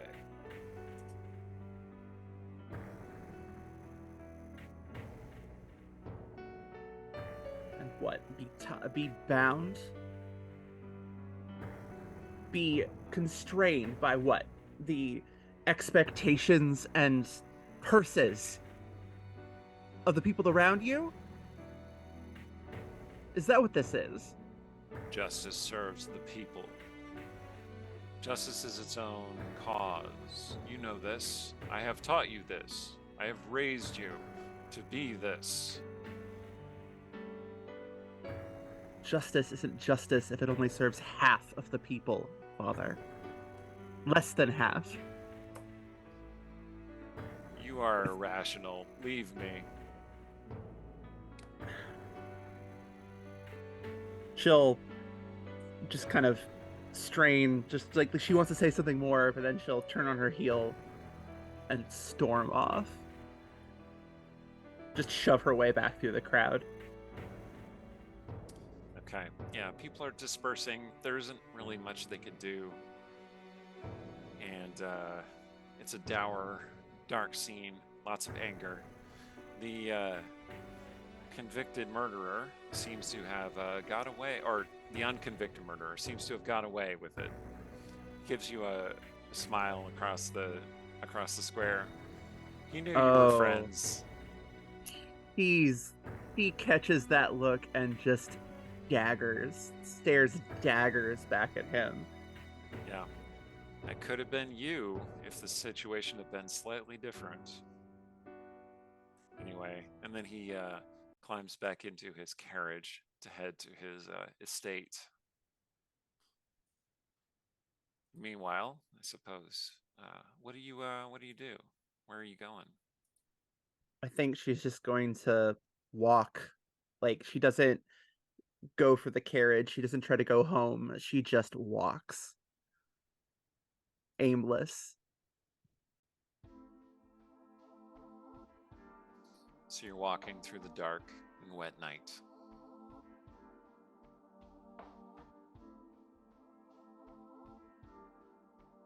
And how are you feeling? Seething. Seething. She's angry, betrayed, grief-stricken, really. If a dear friend of hers is dead and the man who killed her has completely walked free. Ahead of you, in the gloom, it's starting to rain very hard. Ahead of you in the gloom, you see a shadowy figure.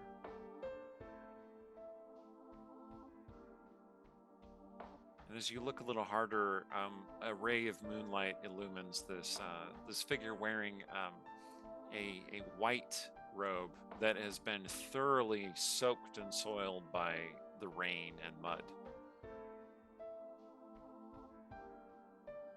And your gazes meet for a second. It's a woman, you're pretty sure, with shockingly pale features and hair.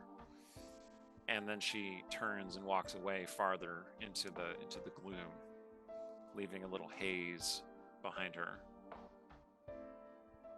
Well, that's unsettling. But I think She almost looked like your friend there for a second. well, then that definitely catches my attention. I'll follow. What was your friend's name, by the way?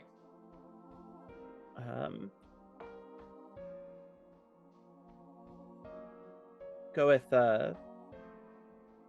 Mira. Okay. She'll call out Mira.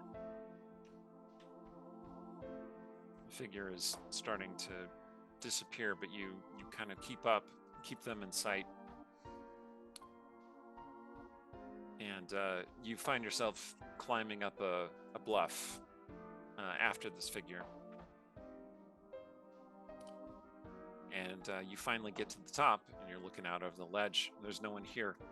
You see the lights of the noble estate, where the murderer is inevitably enjoying a evening repast with blazing fires, and you can hear the sound of music from here.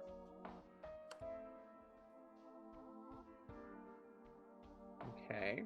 And then a voice near to your ear. Lips appear out of the darkness and speak to you right in your ear. It's wrong, isn't it? Of course it is. Why should someone like that get to walk free? Why? It's not justice, is it? No. It's a corruption of everything that I thought my father stood for. And what do you stand for? She'll kind of clench her hands at her sides for a moment. I don't know. Not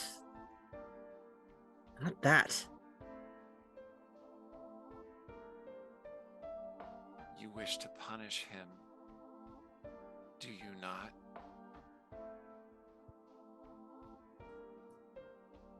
He deserves it. He does.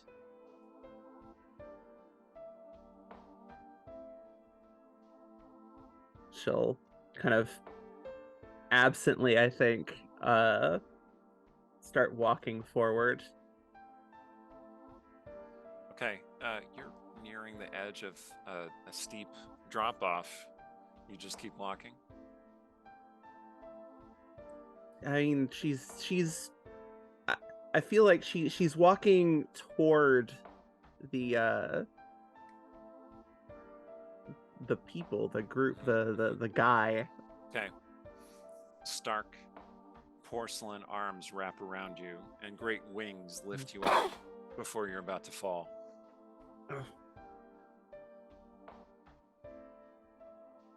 I offer you my power. If you will offer me your justice.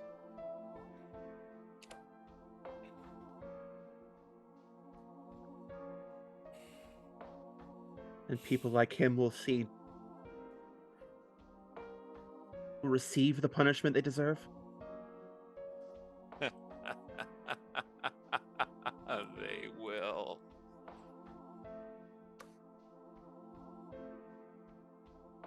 Then yes.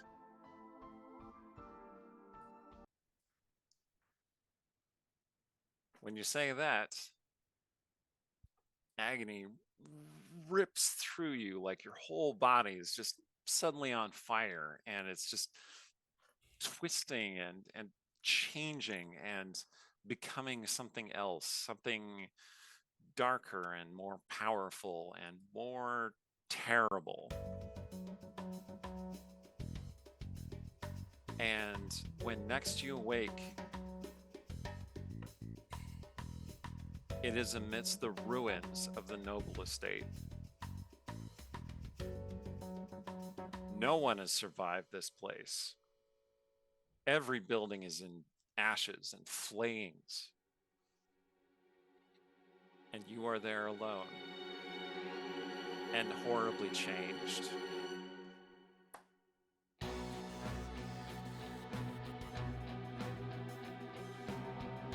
You have made a pact with the devil, a devil, and her name is Irenaeus.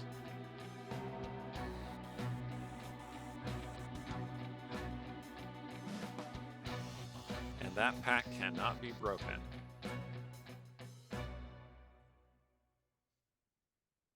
And yep. That's your bad outcome. Okay. I mean, damn.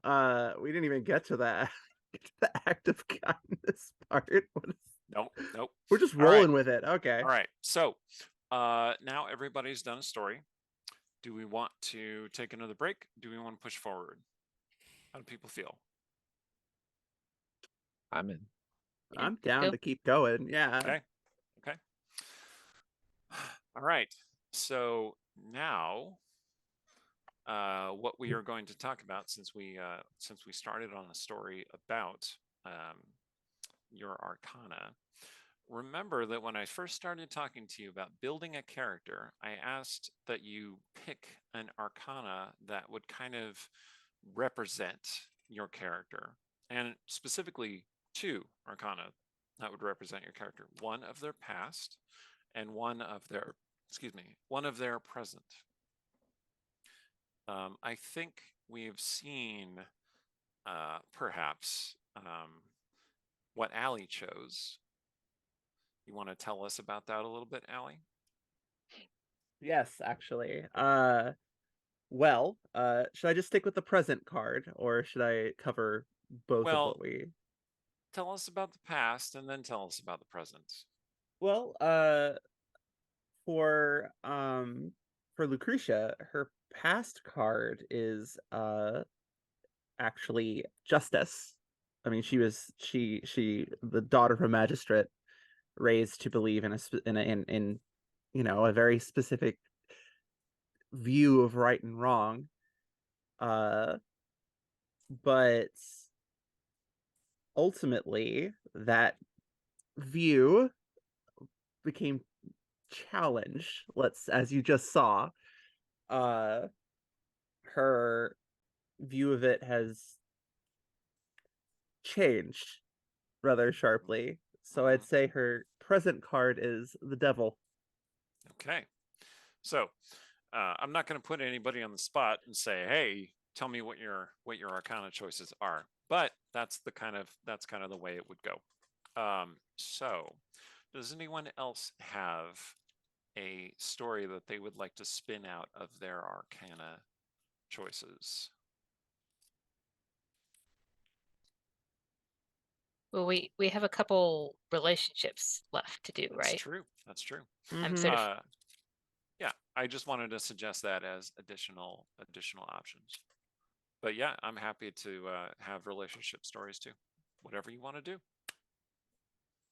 I mean, I don't remember my card. So It's totally fine.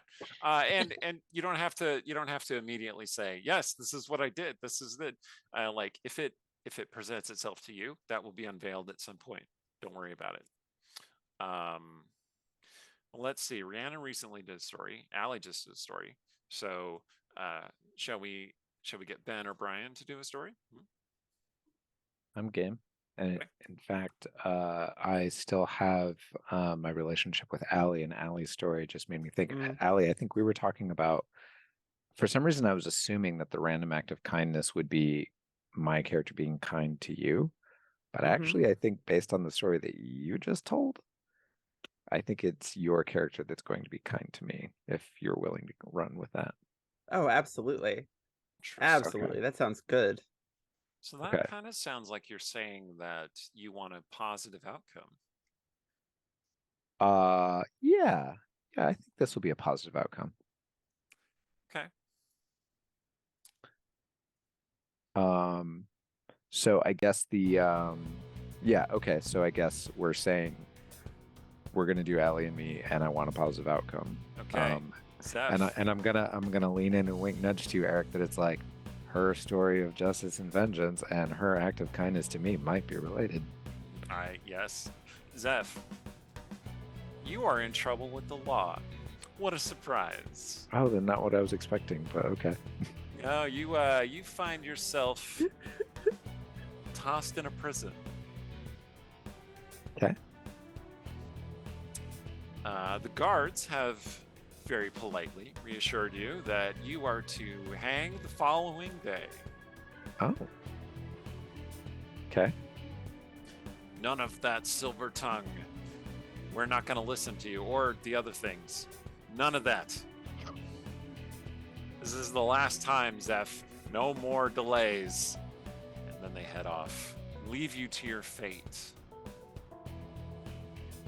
As they're departing, I compliment one of them on the fit of their shirt, and that I asked for the name of their tailor.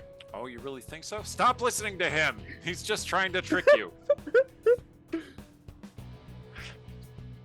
You've been in a prison cell before.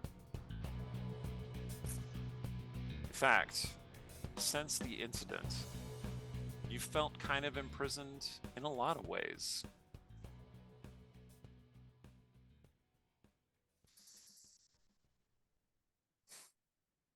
What are you going to do? You going to try and get out?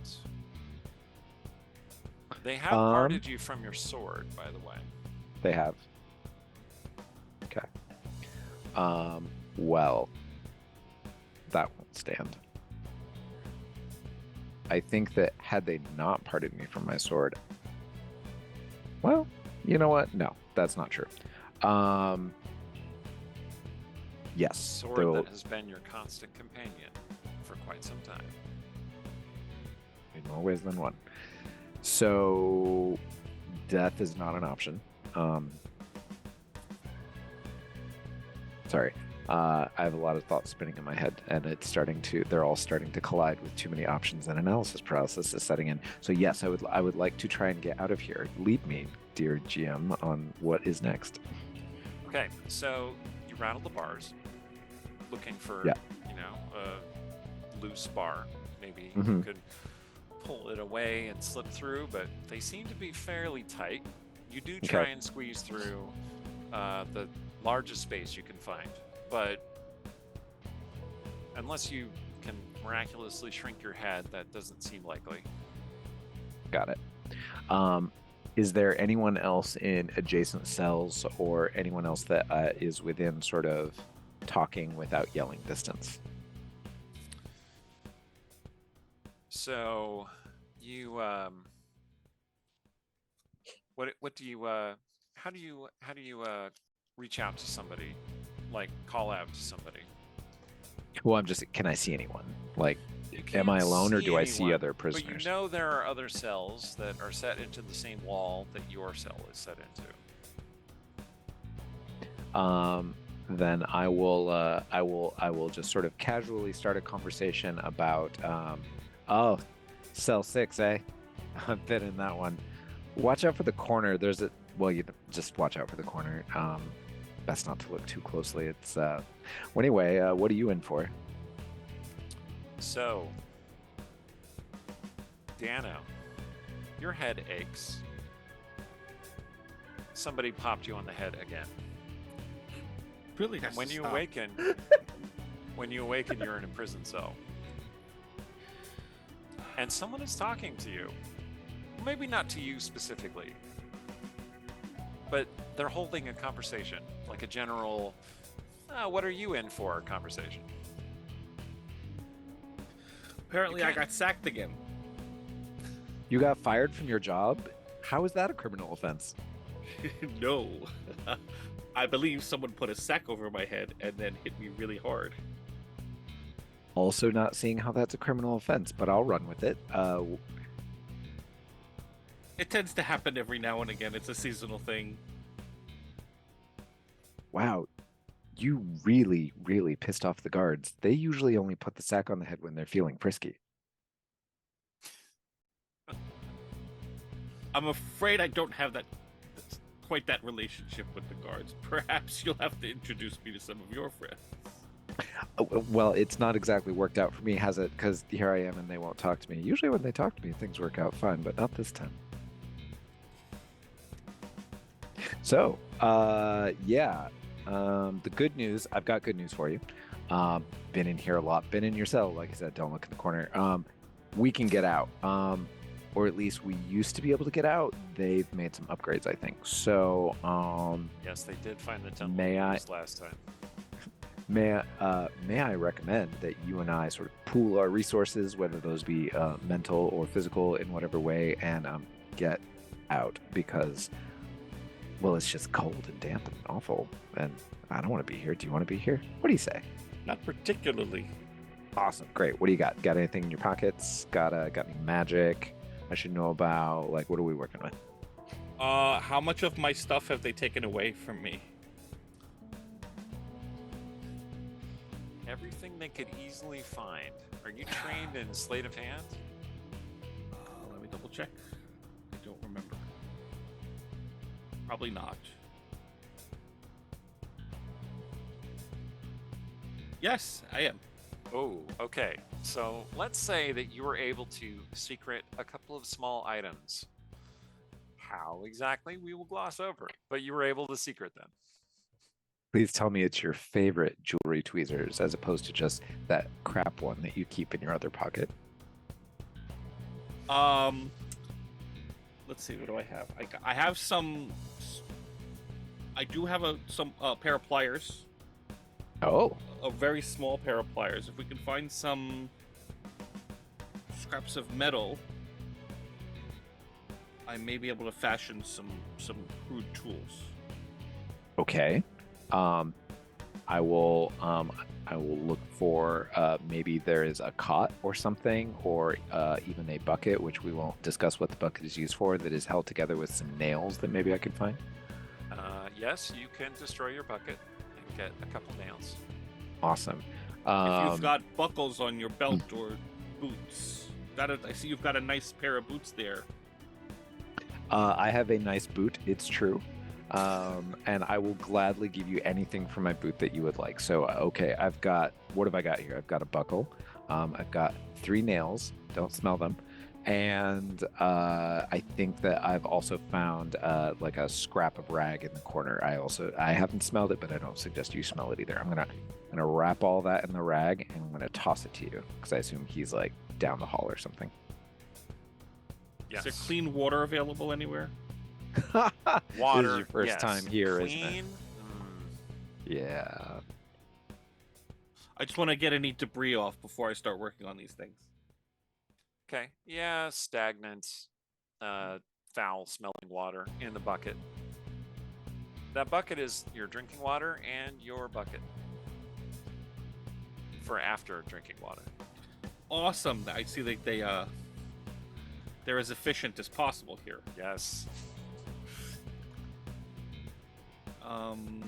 You hear loud voices from somewhere out in the courtyard. You're in a,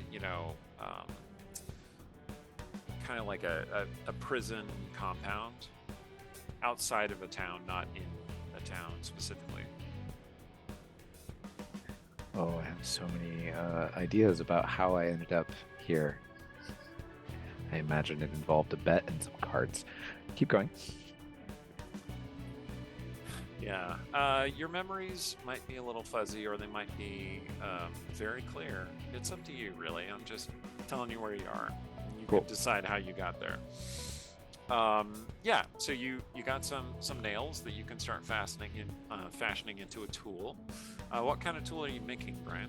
So, what I'd like to do is try and make some lockpicks, but I don't know if I have enough metal to do so. I think that's an actual ability that you actually have to make a tool, right? Yes. Let me look it up real quick. But yes. So I'm gonna say that yes, you can indeed make a lockpicks. Cool. Well, then I'm gonna do that. Are you adept with lockpicks? Well, that's sleight of hand as well, right? Well, no, that's training in an actual thieves' tools. Oh yeah, let me double check. Yes, I'm trained in thieves' tools. Okay. So yeah, with the gift of those nails and maybe a buckle or two, you can make yourself a pair of lockpicks. A set of lockpicks. Okay. So I'm gonna craft those thieves' tools, and then I'm gonna set to work trying to open the lock on my cell. Okay. So we aren't playing D&D, so just have you make a check and see how it goes. What check would you like me to make? So if you're trained in thieves' tools, then you're going to be your proficiency bonus, and we're going to have it be dexterity. Okay, so let me roll dexterity, and then I'll add 2. Ooh, that did not end well. 7 total. Okay. You do break off the lockpick in the lock. Okay. Apparently, this metal was pretty low quality. All right, now you're hearing louder shouts from outside. And Zeph, you're pretty sure you saw like a flash of some kind of light, maybe like a torch or flames of some kind. Yeah. So either they're drunk and having a party, which is to our benefit, or the other person that I pissed off tonight more than the guards is coming and decided that they can't wait for morning. So how about you, can you toss me one of the lock picks and I can give it a try? Well, I broke off one of the picks, but I have mending, so I can fix it. But it's going to take me a whole minute, because that's how long it takes to cast the spell. I don't know how much time we've got. Okay, now you're hearing cries of pain. And you hear a man's voice going, no,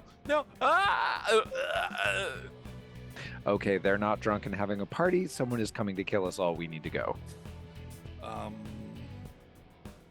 I'm gonna toss what remains of my set because I can't get it through my lock right now anyway. Mhm. But I'm still gonna try and finish off the spell. Okay. If I can. All right. So, Zeph, it sounds like you have a partial Thieves' Tools kit. Mm-hmm. So, go ahead and make your check. I'll make the DC a little bit higher. So, Okay. the Thieves' Tools check, dexterity. All right. Wow, it's been a minute since I've been in D&D Beyond. How's it going? All right. We've got a total of 5. So, yeah. Okay. So I'm like, no, don't worry. I do this all the time. It's totally good. And I like reach around, and as I do, not only do I actually sort of like break it, it was already broken off by like a quarter, and then I've broken it again, and I'm holding basically like a little ball bearing. That's all that's left of the nail. And I think I stabbed myself with it while I was doing it. I go, So there's this little well, crap. little bit of blood just starting to well from your finger. You hear a crash outside the door to the corridor. And then the door flies open, followed shortly, immediately, by a guard body tumbling through the door. Someone has shoved this guard through the door. And outlined against the torchlight of the other room is a figure, a winged horned figure with a naked weapon in one hand. Allie, you've come upon the prison where the prisoners are being kept. All right, so I just want to say, before you say anything, you are statuesque and magnificent. I just wanted to put that out there. are you saying that to her in character? Yes. All right. These like No, just an important aside. Yeah. the, these gold eyes that, like, I don't know, when I look at the mini I made, they kind of reminds me, the look kind of reminds me of an owl's eyes almost, but they like fix. It's Predator's you. eyes fixed Yes. on Zeph. She's gonna tilt her head slightly. So my question becomes, if I'm tearing this place apart, why am I tearing this place apart? This wasn't where the corrupt captain of the guard's office was. No. She just kind of... She'll just take a look. She'll register the comment, and then she'll just kind of turn away and start walking back the other direction. She's just like... Before you go, more compliments. Stop. Beautiful wings, love it. In addition to the statuesque. Also, you are clearly capable of anything that you would want, but I would be more than happy to help because I don't love these guards either. They've been a pain for so long. Oh, please, please, please, please let me help you. She'll turn around and walk back to the cell. So there's a man in there. Ben, you want to give us some brief description of yourself, of Zeph? Yes, he would be a young man, probably mid to late 20s, dark hair, and not sort of like, I mean, he's clearly a pirate or some sort of brigand, but one that like isn't seems to do it for fun. Not for any sort of nefarious or evil means. So he's clearly a bastard, but a charming one. I will say, Lucretia, if that is indeed still your name, you do not sense any overwhelming evil from this man. All right. He's not undead. He's not a fiend. He's not a fey creature. Although, now that you're tapping into your divine sense, you do get this faint feeling that there's some kind of strange creature nearby.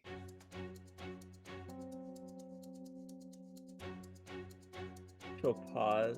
As she's just kind of look away for a moment.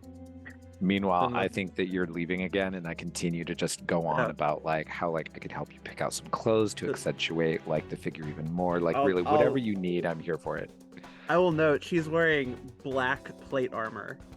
Just there's crimson like cloth like draped around it in some places, but it's black plate armor. And she'll look back. What are you in here for? She's a very direct way of looking. So I will actually, knowing who and who not to BS, I can see this is not a person to BS. And I will say with all honesty, though who knows if this being will believe me, is that I am in here for being a complete and utter garbage fire. My life is a wreck. I have made some very poor choices. Some poor choices were made for me, and I've kind of been taking it out on the bottle. But you know, we got to figure out how to get through things somehow, right? And I don't think that should be a crime. So pop the door for me, would you, darling? Can I get the door open? How would you like to get the door open? Just wrench it open? What kind of she probably would try, like It would be an athletics check to just wrench athletics. Give that a go. it open. I mean, if you're wearing Mm, black plate armor, I assume you're fairly strong. she's fairly strong, but that was a fairly low roll, unfortunately. So you pull hard at the door. Surprisingly steady there. Well, However, your exertion of wrath on the door has sent kind of a ripple through the wall, and a couple of cells down, you hear this click, and then a door swings open. she'll A door down the hall swings open. Yep. And a little artificer pokes his head out. Dano, your door is just swung open. I'm gonna poke my head out and grab the door and slowly pull it mostly closed. I mean, she's looking directly that way, and then there's this look of like recognition,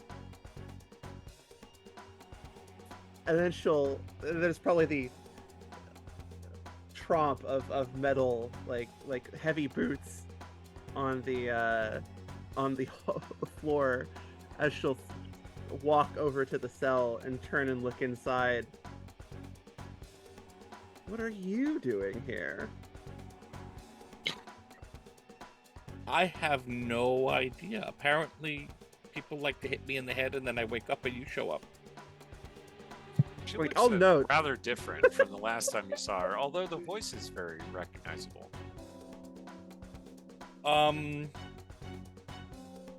I don't know what I'm doing here. I woke up in the cell. They took all my good stuff again. Becoming a habit. I don't like these guards. I have to get out of this city. They shouldn't be troubling anyone anymore. Let the other one out. And she'll kind of walk. So start walking.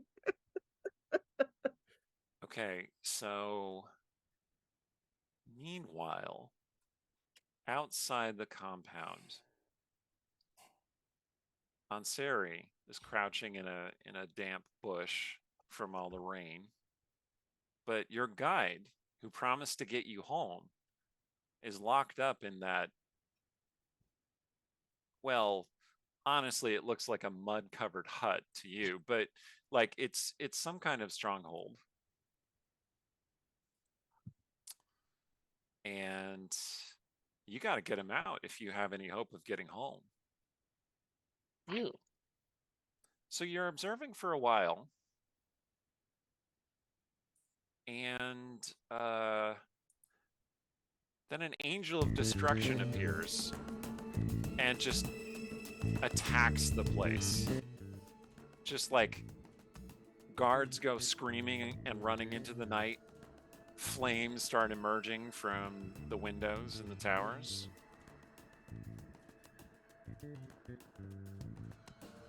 And this might be your opportunity. I mean, I have been trained to be reasonably sneaky. I'm not as good at some of the hunting party, but I try. Okay. So you want to try and slip in? Yes. Make a stealth check, please. That's what I suspected I would need to make. Alright. Like, dice that I can touch. 14. Okay. Yeah, amongst all the chaos of the battles going on, you managed to get inside the gates, which are broken open. That aforementioned angel of destruction kicked them open. And you catch a glimpse of her, and she is, currently pulling her weapon. Is it a sword that you have? It Axe? is. It's a sword. Pulling a sword out of a dead guardsman.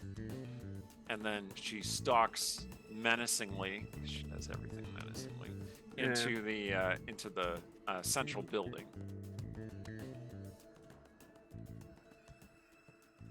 Well, She likes to make a Basically statement. clearing the path for you.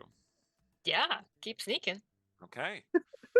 So you keep following behind. More and more bodies pile up, and eventually, the angel kicks open another door, and kicks a guardsman through a door, and then heads in there.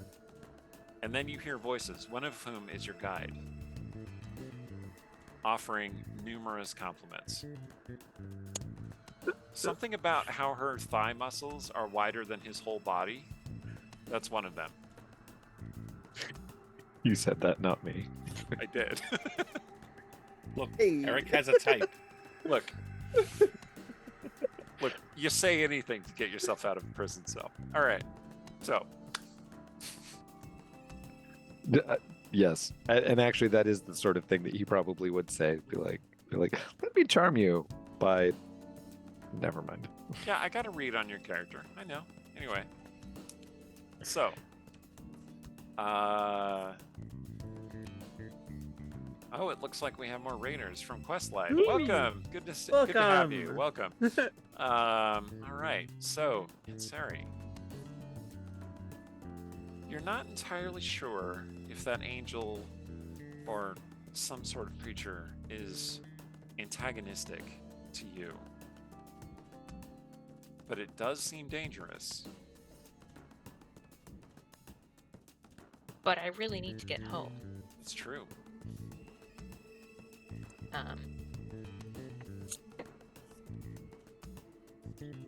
There are, as you're pondering what to do, how to resolve this situation, you just kind of naturally hid behind a barrel in the outer guard room, which is full of bodies. You hear booted steps of guards approaching from the way you came. There appear to be 4 of them, and they came equipped this time with halberds and shields, and they're marching like some kind of armored tortoise, perhaps? You've never seen anyone use tactics like that before. And it's almost impressive. Just that they thought of this. It's wow. It's the small, stealthy hunting parties. That's the real smart people.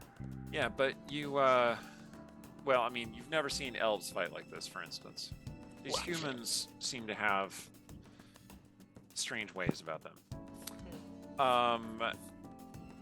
But they are sneaking up on the avenging angel as best they can. What do you want to do? So, is there room for me to sort of sneak around? Like, I don't have a dog in this fight. This can happen. That's cool. Maybe the angel will have fun. But I need to go get my guide, so I need to go towards where I heard his voice. Well, so there's basically an outer guard room, and then there's an inner door which appears to be leading into some kind of prison block. Mhm. And the angel is currently in the prison block with your guide and someone else, like a smaller voice that's talking about getting out of the city. And you realize that if the guards confront the angel there, they'll block your way to your guide. Also, if they start fighting in the prison block, your guide might get killed. Yeah, You true. don't want that either. Valid. So, basically, you can attempt to lead them away. You can ambush them. You can shout a warning. Or you could do something else that I didn't think of.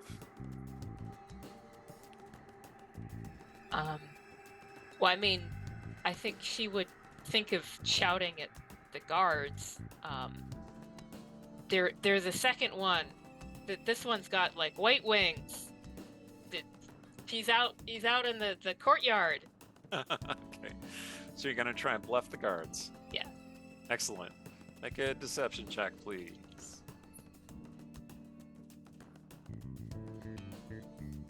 15. Okay. So you shout, and the guards are startled and start looking around, and you see one of them has just this incredibly panicked expression, and they're like, what if there are more of them? Meanwhile, in the prison wing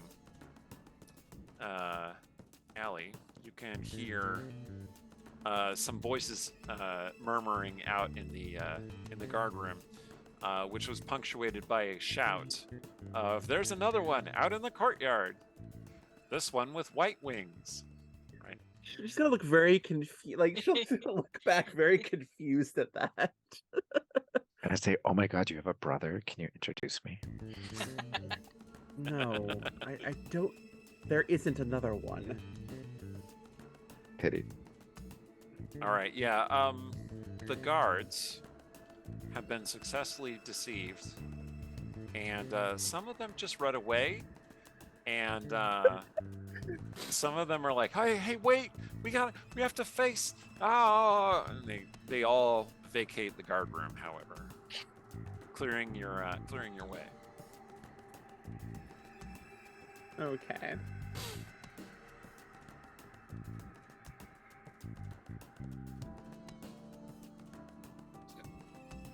Well, So there's still a closed door that Zeph has. yeah. And I Sarah, you're offer you still the out nub in of the lockpick. Along Sorry. with By that now, I bead of should have blood. finished mending the other one, right? Yeah. Yeah. All right. So you have a fixed lock picks right now. Okay.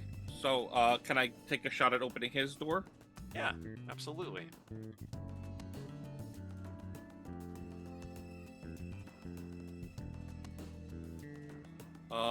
With the proficiency, but 12. I rolled a 12. Okay. That is sufficient. So yeah, the door pops open. Like, that was so well done. Actually, I should learn a few things. Can we talk after this? Get some pointers. I'm gonna hold up one of the lockpicks and say, here's your nail back. Oh, thank you. I'd like to get my Alright. things and go now, if that's okay with you. Yes, getting things required right now, and then actually, I will start moving with great purpose, and maybe even shadowing the angel. You know, sort of like in the wake, like the protective That wake of totally death. works. Yeah, she will have just started walking again and Yep. not even really have worried about what you two are all doing. And I'm not trying to distract you. I'm just drafting behind. Okay, so Ansari, while you were waiting, you did find your guide's sword, which is very distinctive. That was just in a chest out in the guard room, along with a bunch of other kind of miscellaneous equipment, small items that you don't recognize that look very, very strange. Like tools of some sort, wrenches, hammers. A very odd-looking crossbow.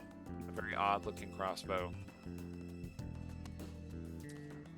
And it is at that point that the other three come out of the prison block.